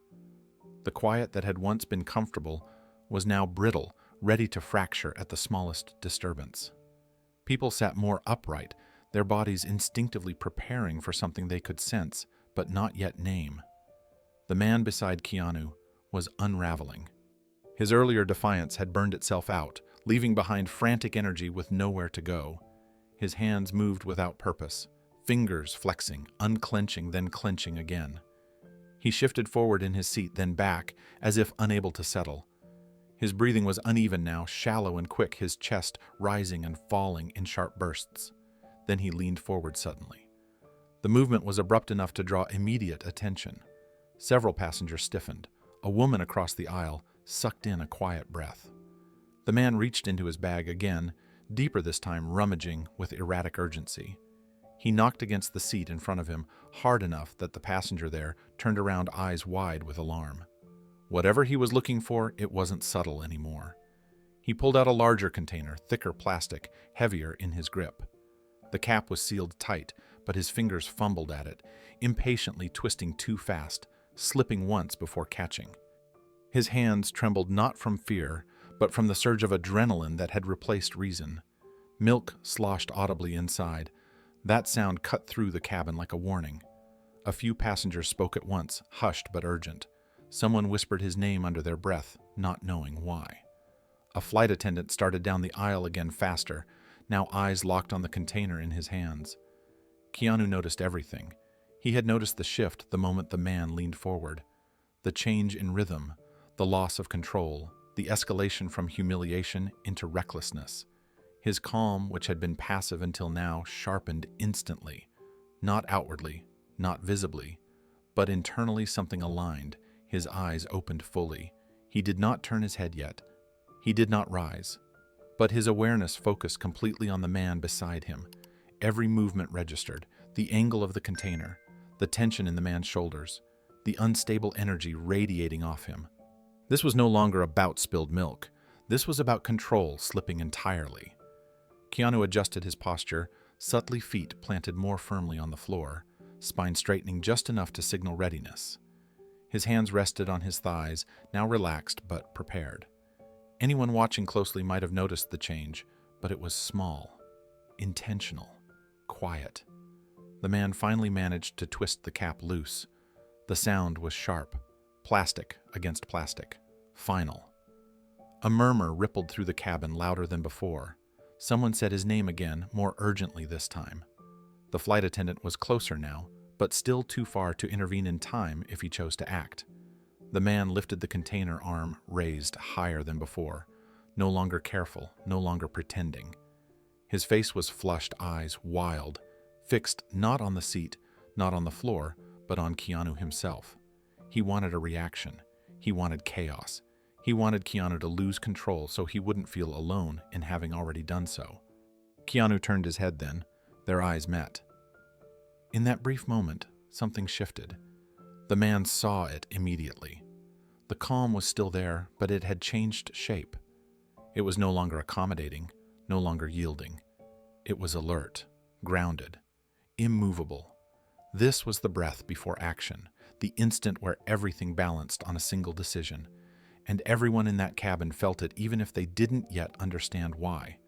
Time seemed to slow in a way that felt unnatural. The man's arm hovered midair, the container tilted just enough to threaten another spill, but not yet committed. His breathing was loud now, uneven, almost ragged. Sweat darkened the edge of his collar. The bravado he had tried to wear earlier was gone, replaced by something raw and unstable. Passengers no longer looked away. A man across the aisle raised his hand halfway, unsure whether to speak or stay silent. A woman a few rows back shook her head slowly, disbelief written across her face. The tension had crossed into something unmistakable. This was no longer discomfort. It was danger. The flight attendant stopped a few steps away, frozen by the limits of her role. She could not touch him, could not grab the container. She could only speak, and words felt fragile in this moment. "Sir," she said carefully, voice calm but urgent. "Please put that down." The man did not respond. His eyes were locked on Keanu, burning with a desperate need to provoke something. Anything. The humiliation of the silence had hollowed him out, and now he wanted to fill that emptiness with noise, with reaction, with proof that he could still force the world to move around him. Keanu watched him steadily. There was no anger in his face, no impatience, but there was no softness either. The openness he had offered earlier was gone, replaced by clarity. He had seen this moment coming, the point where restraint alone would no longer protect the people around him. He inhaled slowly. The cabin seemed to lean inward, every passenger unknowingly sinking to that breath. The hum of the engines faded into the background, as if even the plane itself were waiting. The man's grip tightened on the container. His wrist shook. Milk sloshed again, louder this time, splashing against the inside walls. He opened his mouth as if to say something, but no words came out. Only a sharp exhale. Keanu moved then, not quickly, not aggressively, but decisively. Before the man could tip the container further, Keanu's hand rose, intercepting the man's wrist with calm precision. His fingers closed around it firmly, not crushing, not violent, but unyielding. The movement was so smooth, so controlled, that it took a second for the man to realize what had happened. The container slipped from his grasp, tumbling harmlessly onto the soaked seat. A collective gasp filled the cabin. The man froze, eyes wide with shock, his arm still held in place. He tried to pull back instinctively, but the effort went nowhere. Keanu's grip did not tighten. It did not need to. In that suspended moment, everyone understood the chaos had reached its limit, and it had just been stopped. Keanu rose from his seat as if he had all the time in the world. There was no sudden lunge, no burst of speed meant to intimidate. He stood the way someone stands when they are certain of what they are about to do, smoothly, quietly, with control that did not need to announce itself. The movement alone was enough to still the cabin. His hand was already on the man's wrist, not gripping in anger, not crushing, just firm, exact, a hold placed with intention, cutting off motion without creating panic. The container slipped from the man's fingers and fell onto the ruined seat with a dull, wet sound rolling once before coming to rest in the pooled milk.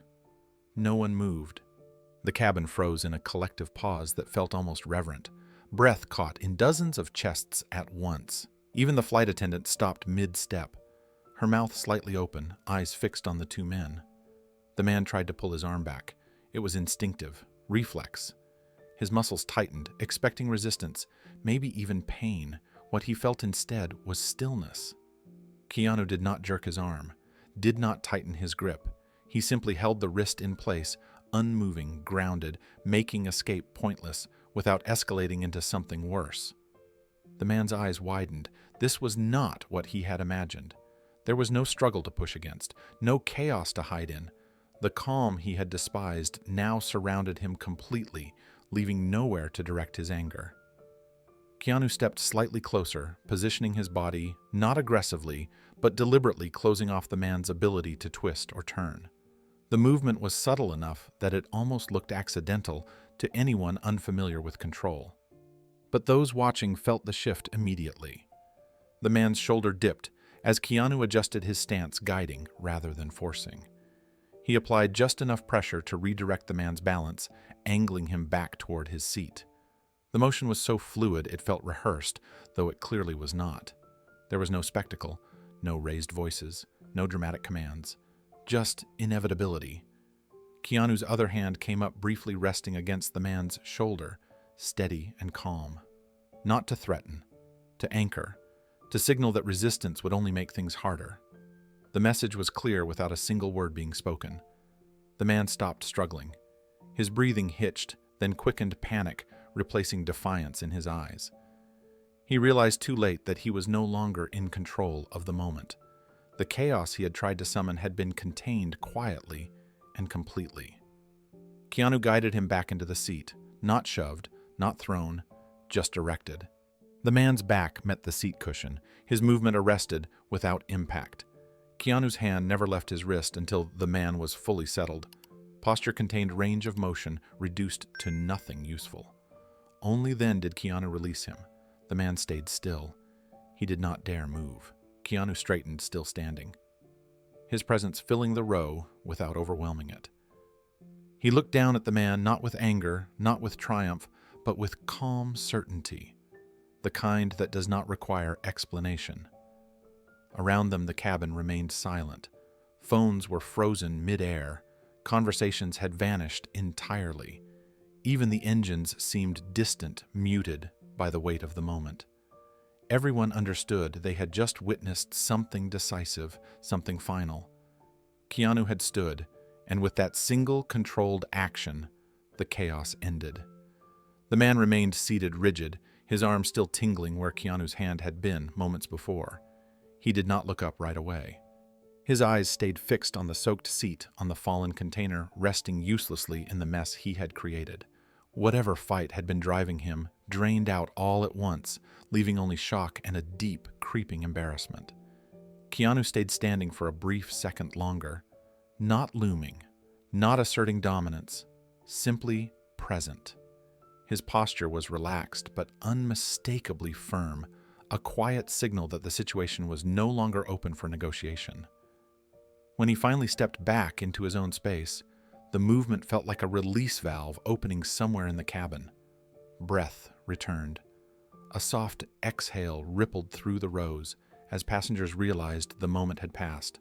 Some lowered their phones, others leaned back into their seats slowly, as if afraid any sudden movement might restart what had just been stopped. The flight attendant took a cautious step forward, her hands clasped tightly in front of her eyes, wide with a mix of relief and disbelief. "Thank you," she said quietly. The words meant only for Keanu. He nodded once in response. Nothing more.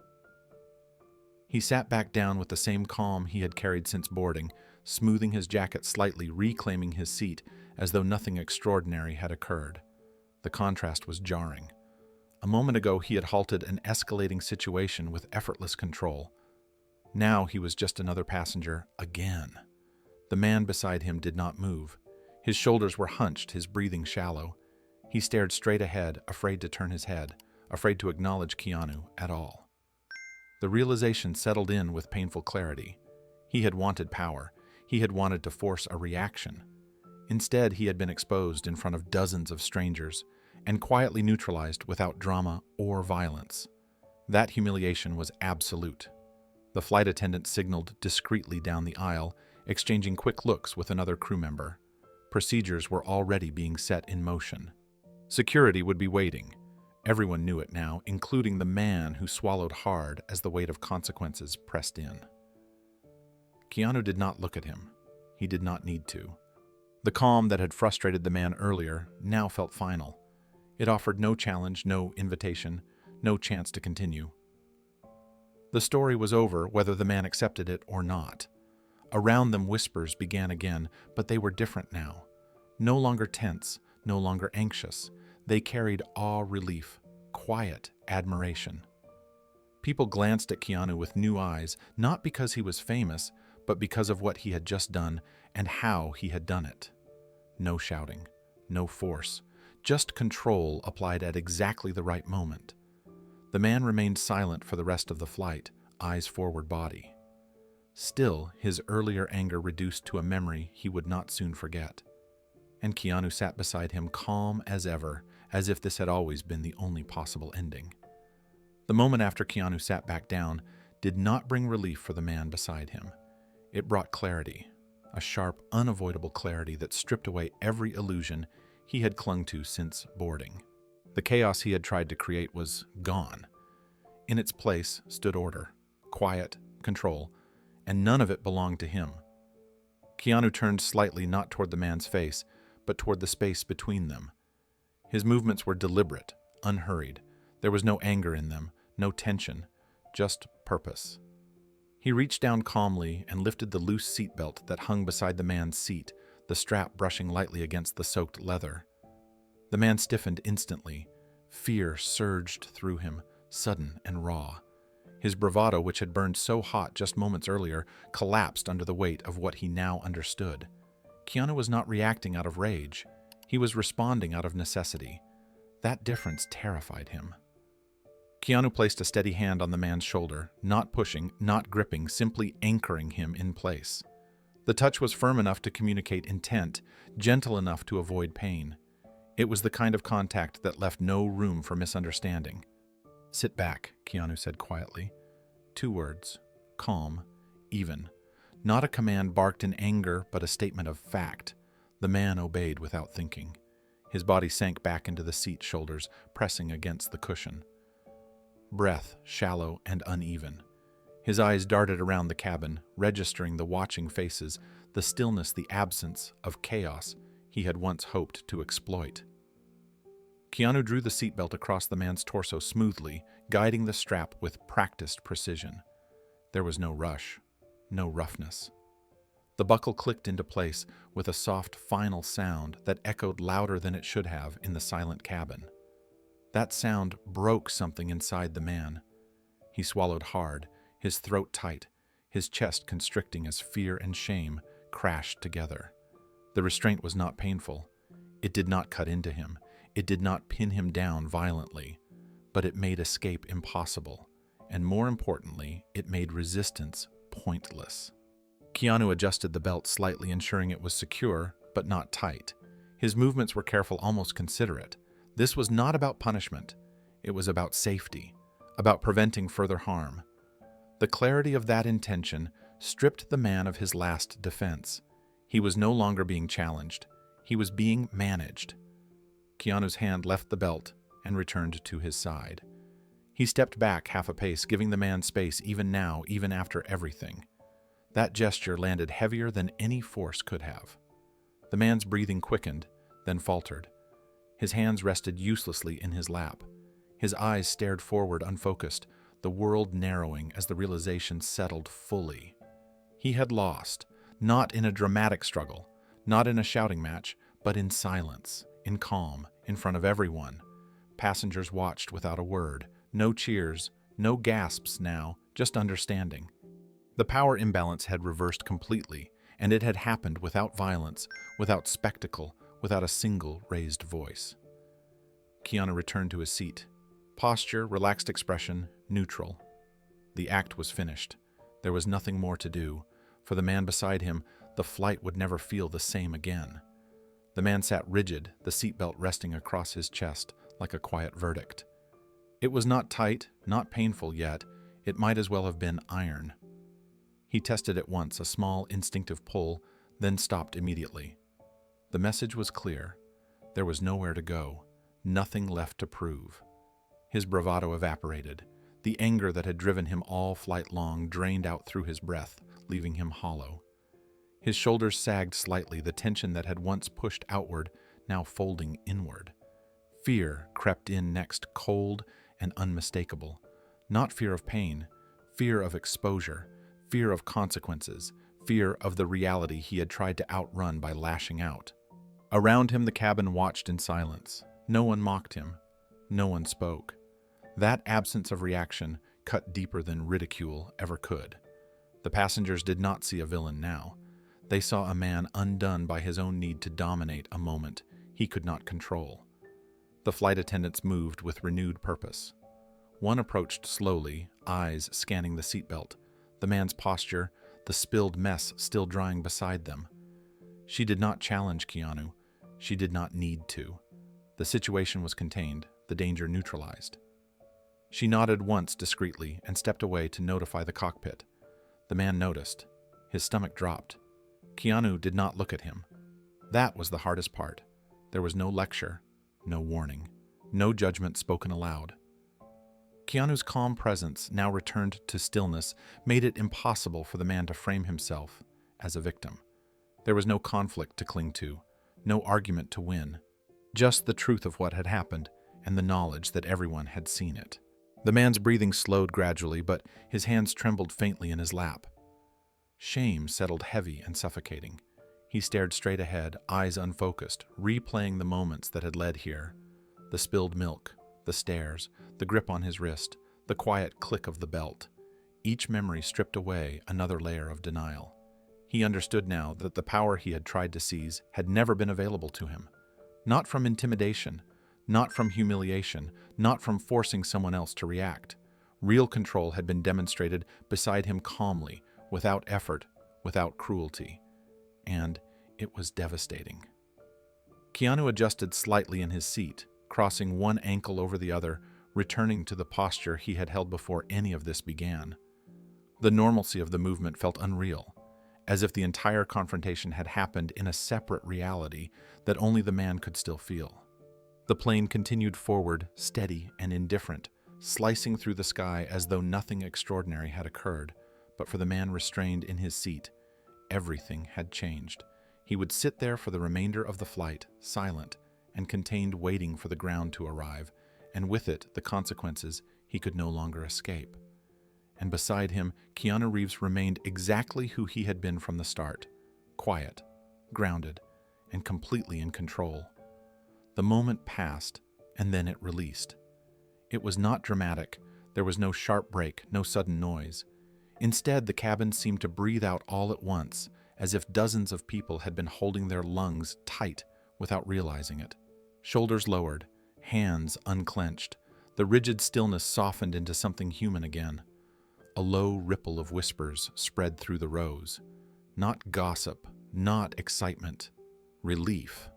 A woman across the aisle leaned toward her seatmate, murmuring something barely audible, her eyes still fixed on Keanu.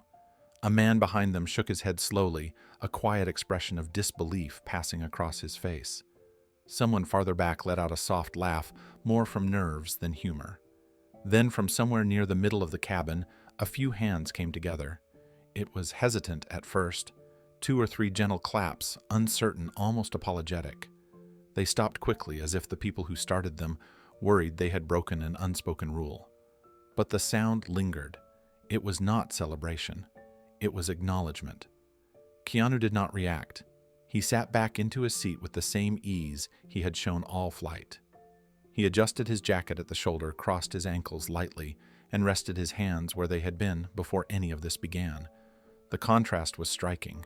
Moments earlier, he had halted a volatile situation with absolute control. Now, he looked like a man settling in for the rest of a routine flight. The man beside him remained rigid. The seatbelt lay across his chest unchanged. His eyes stayed forward unfocused, as if afraid to move even a fraction. The chaos he had carried onto the plane was gone, replaced by quiet containment that belonged entirely to someone else. Flight attendants stepped in properly now. One knelt briefly to assess the seat and floor, her movements efficient and practiced. Another spoke softly into a phone near the galley, relaying details with calm precision.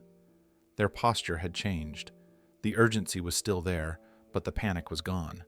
The situation was under control. One attendant paused near Keanu's row and leaned in slightly. "Thank you," she said quietly. Her voice carried no exaggeration, just sincerity. Keanu nodded once in response.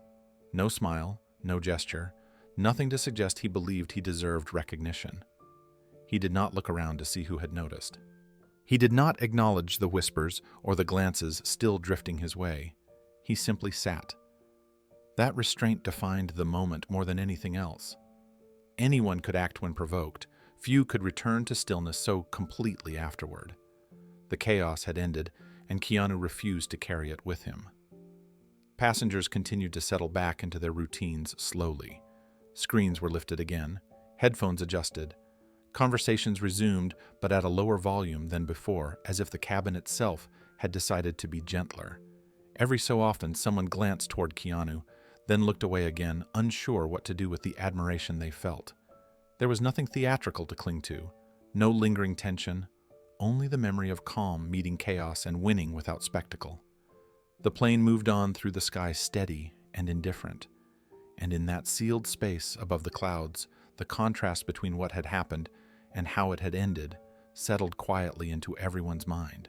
As the minutes passed, the cabin continued to normalize, but something subtle had shifted. The usual sense of anonymity that wrapped around passengers on flights was gone. People were more aware of one another, now more present. The shared experience had created a quiet bond, unspoken but undeniable.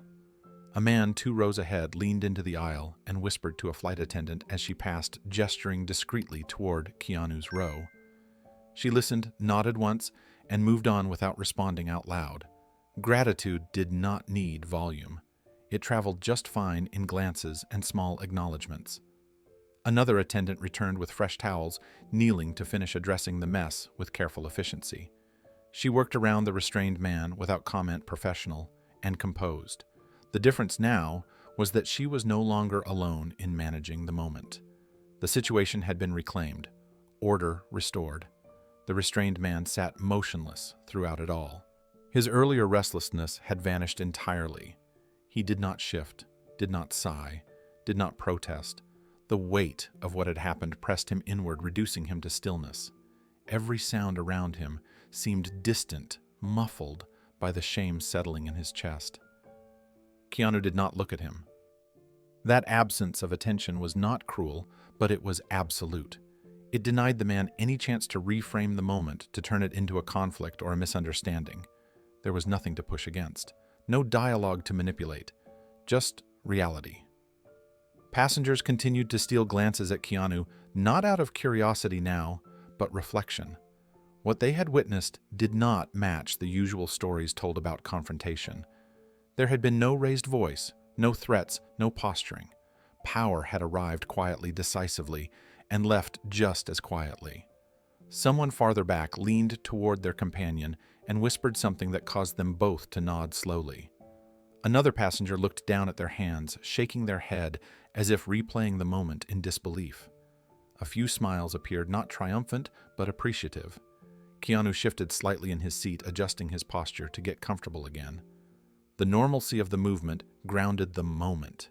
He did not sit taller, did not claim space. He returned to exactly who he had been before the first spill. That consistency was what lingered.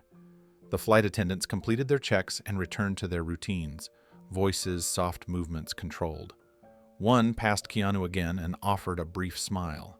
He acknowledged it with a nod and nothing more. The engines hummed steadily beneath the floor.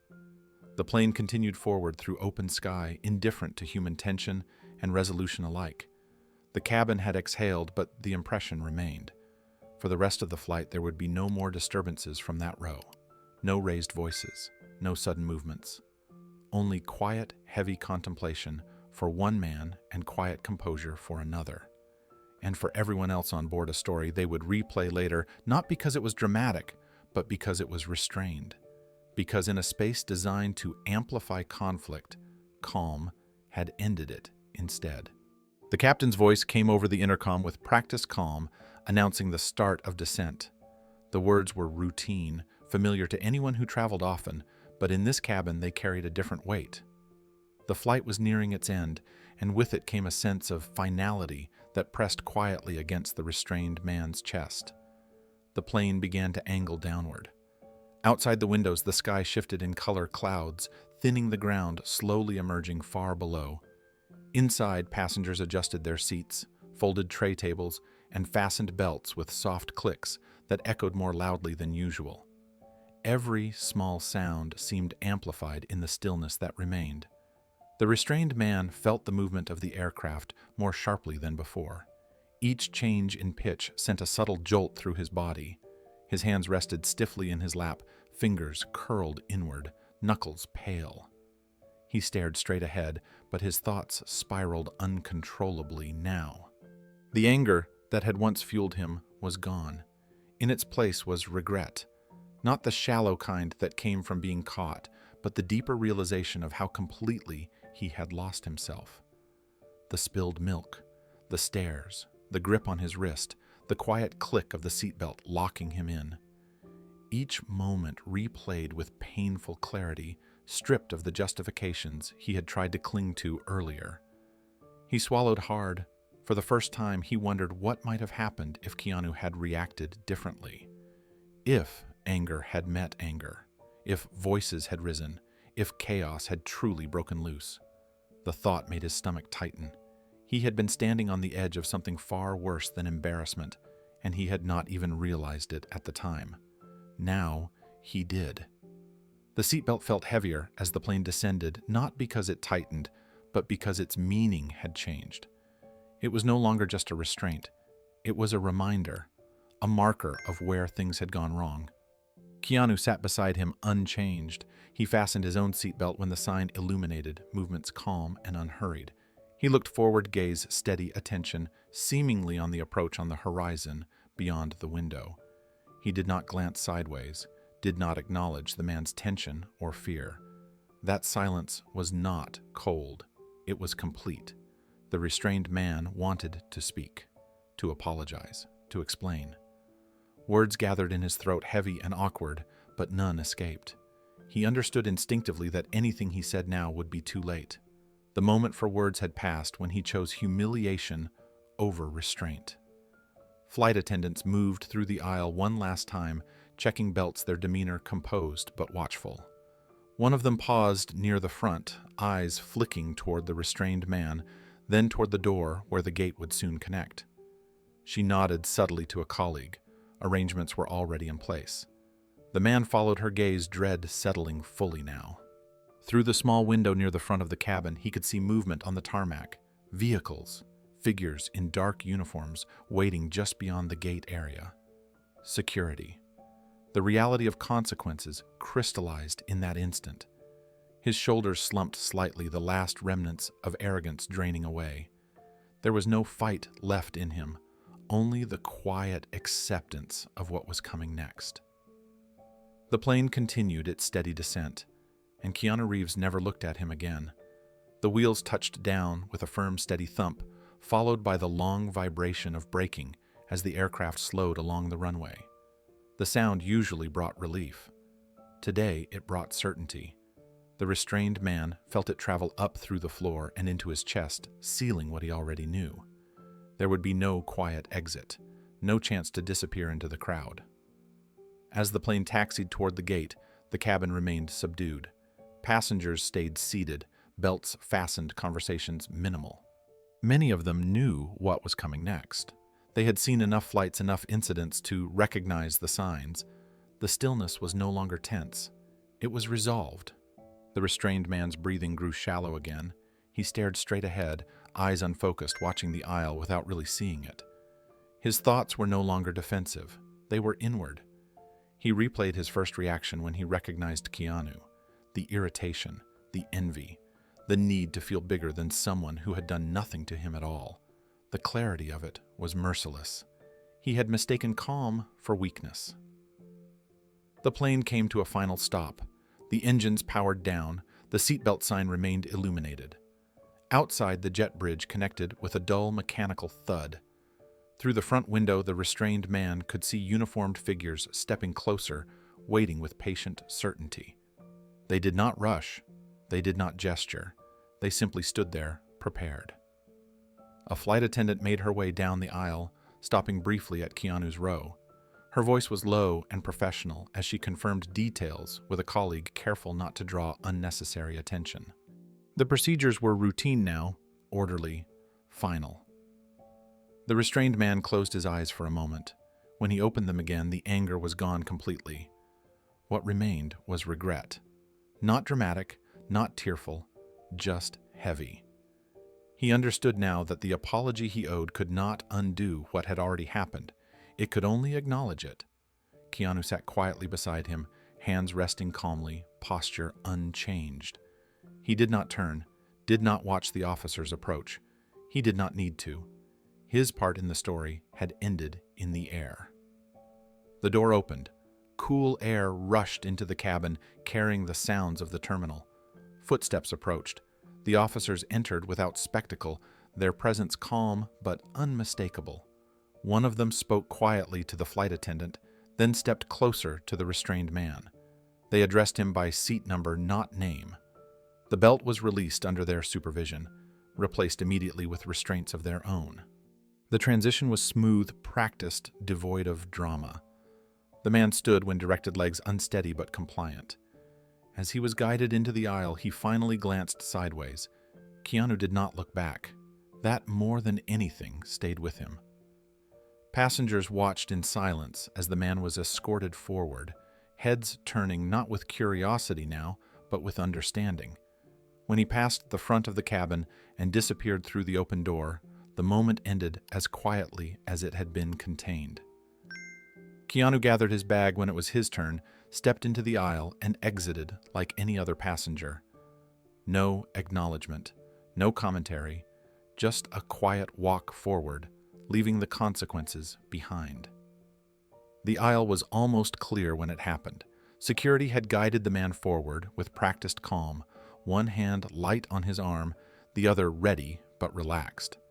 Passengers remained seated, watching in silence as the moment unfolded with a gravity that no one felt the need to interrupt. The man's steps were slow measured, as if each one carried the weight of everything that had led him there. Halfway down the aisle, he stopped. The officers paused instinctively, not tightening their grip, simply waiting. The man's shoulders trembled once, a small involuntary movement that betrayed what he had been holding back since the wheels touched the ground. He turned his head first, then his body carefully, as though afraid that any sudden motion might shatter the fragile resolve he had finally found. His eyes searched until they found Keanu. Keanu stood a few rows back now, one hand resting on the back of a seat, his bag slung over his shoulder. He was not watching the man. He was simply present, waiting his turn to exit like everyone else. When the man spoke, Keanu lifted his gaze calmly, meeting his eyes without surprise. "I'm sorry," the man said. The words were quiet, almost swallowed by the space around them. There was no drama in his voice, no attempt to explain or justify, just two simple words spoken with a sincerity that stripped away every layer of arrogance he had worn earlier. "I was wrong," he added, his voice cracking slightly before he steadied it again. The cabin seemed to lean inward. No one spoke. No one shifted. The apology hung there, exposed and vulnerable, offered without expectation of forgiveness. The man did not step closer. He did not gesture. He did not plead. He stood exactly where he was, eyes lowered now, ashamed. Keanu did not move. He did not rush to respond. He did not step forward or raise his voice so the cabin could hear. He did not take ownership of the moment. He simply regarded the man with the same calm he had carried throughout the entire flight. Then he nodded. It was a small gesture, barely more than an acknowledgement. No smile, no speech, no advice, just a quiet acceptance that the apology had been heard. That was all. The effect was immediate. The man's shoulders sagged, tension draining from him, as though he had been holding his breath for hours. He nodded once in return, unable to look at Keanu any longer, and turned back toward the front of the plane. The officers resumed walking, guiding him forward with the same unhurried professionalism. The moment passed. Passengers remained silent, not out of shock now, but respect. They had not witnessed a victory or a humiliation. They had witnessed accountability, and it had been enough. Keanu shifted his bag slightly on his shoulder and stepped forward as the line moved. There was no visible satisfaction in his expression, no sense of triumph. If anything, he looked exactly as he had when he boarded. Quiet, grounded, unchanged. The apology had not elevated him. It had settled the space. As the man disappeared through the aircraft door, escorted into the terminal beyond the cabin, finally felt complete. Not because justice had been served loudly, but because it had been acknowledged honestly. And Keanu Reeves walked forward, leaving the moment behind without carrying it with him. The silence that followed the apology felt different from all the silences before it. It was no longer tense, no longer heavy.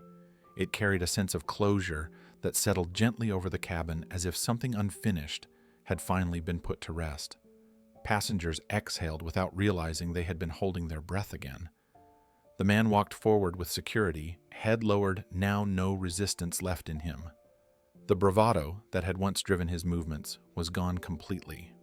What remained was quiet humility, born not from fear of punishment, but from the clarity of being seen for exactly who he had been in that moment.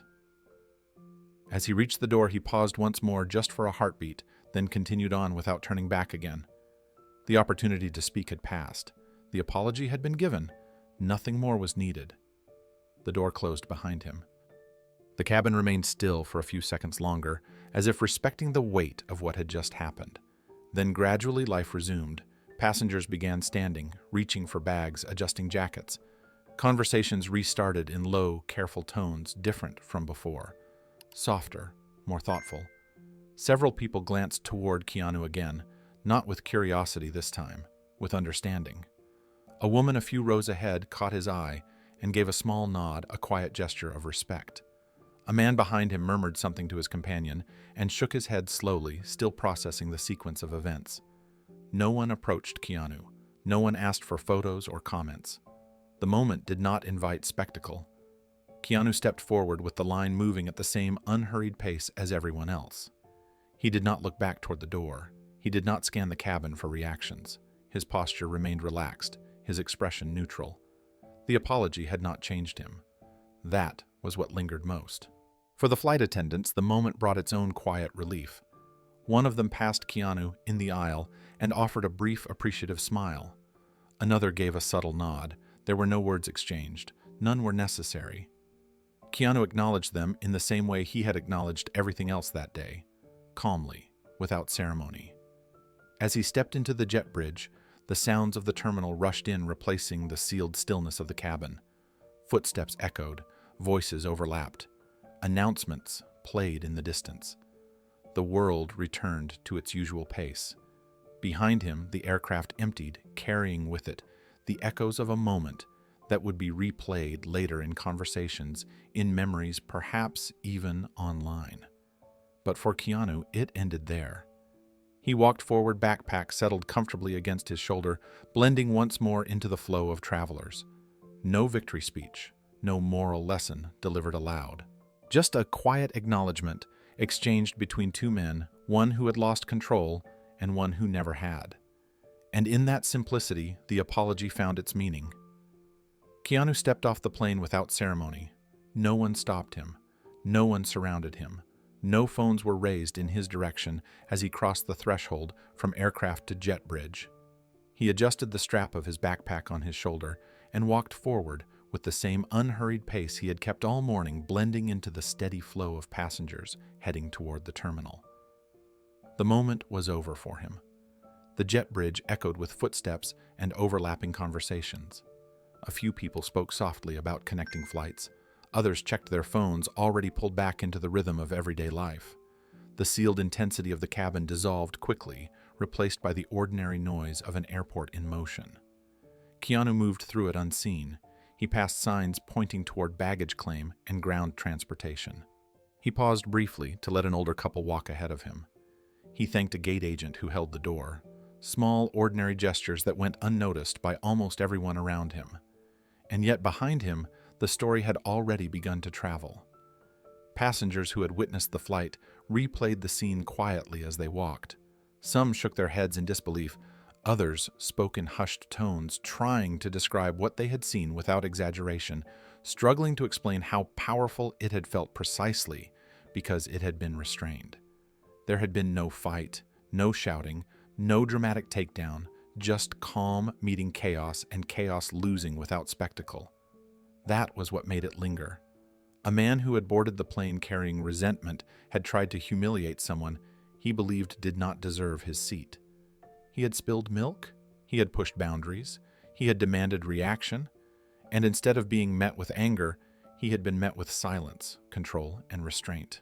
That contrast stayed with people. It spread not as a viral moment of violence, but as a quiet example of something rarer. The kind of strength that does not need witnesses. The kind of authority that does not demand attention. By the time Keanu reached the terminal, he was already just another traveler again. He walked past coffee shops and newsstands. He glanced once at a departure board.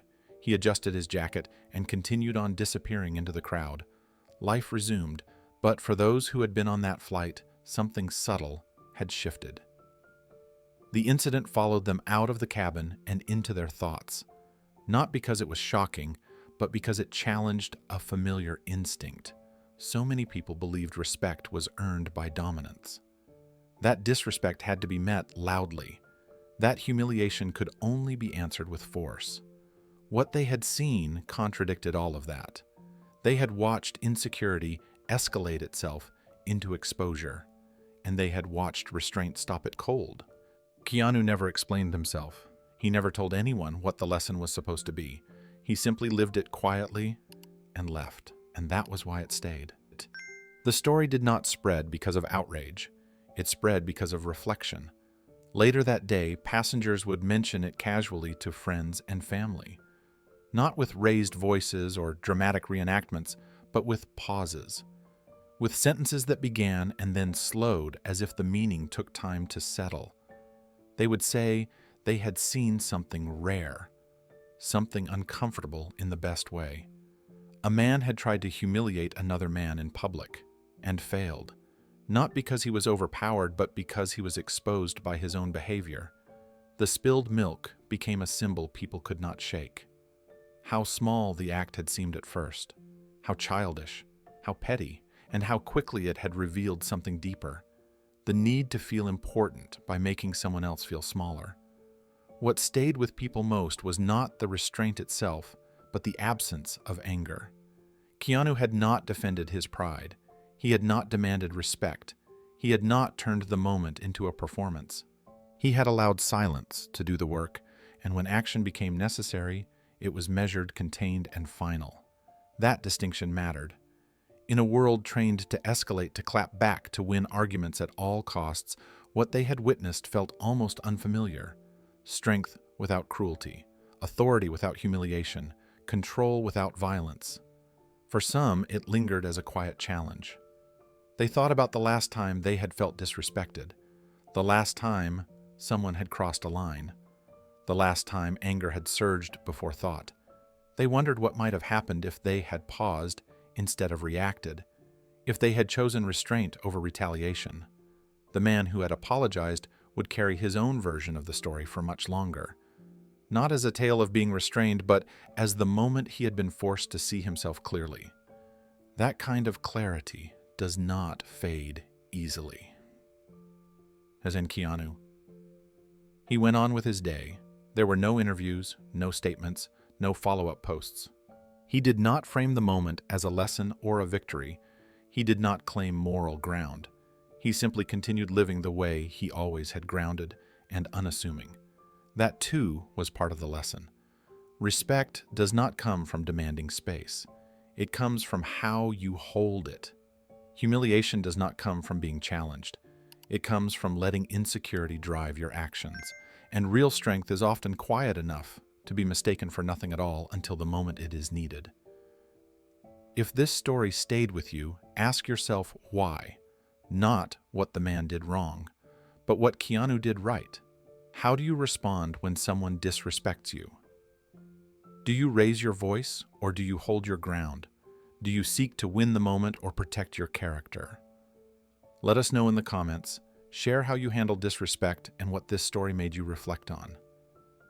And if you believe strength is shown through restraint, not humiliation, make sure to subscribe for more stories like this. Because sometimes the most powerful response is the one that speaks without shouting.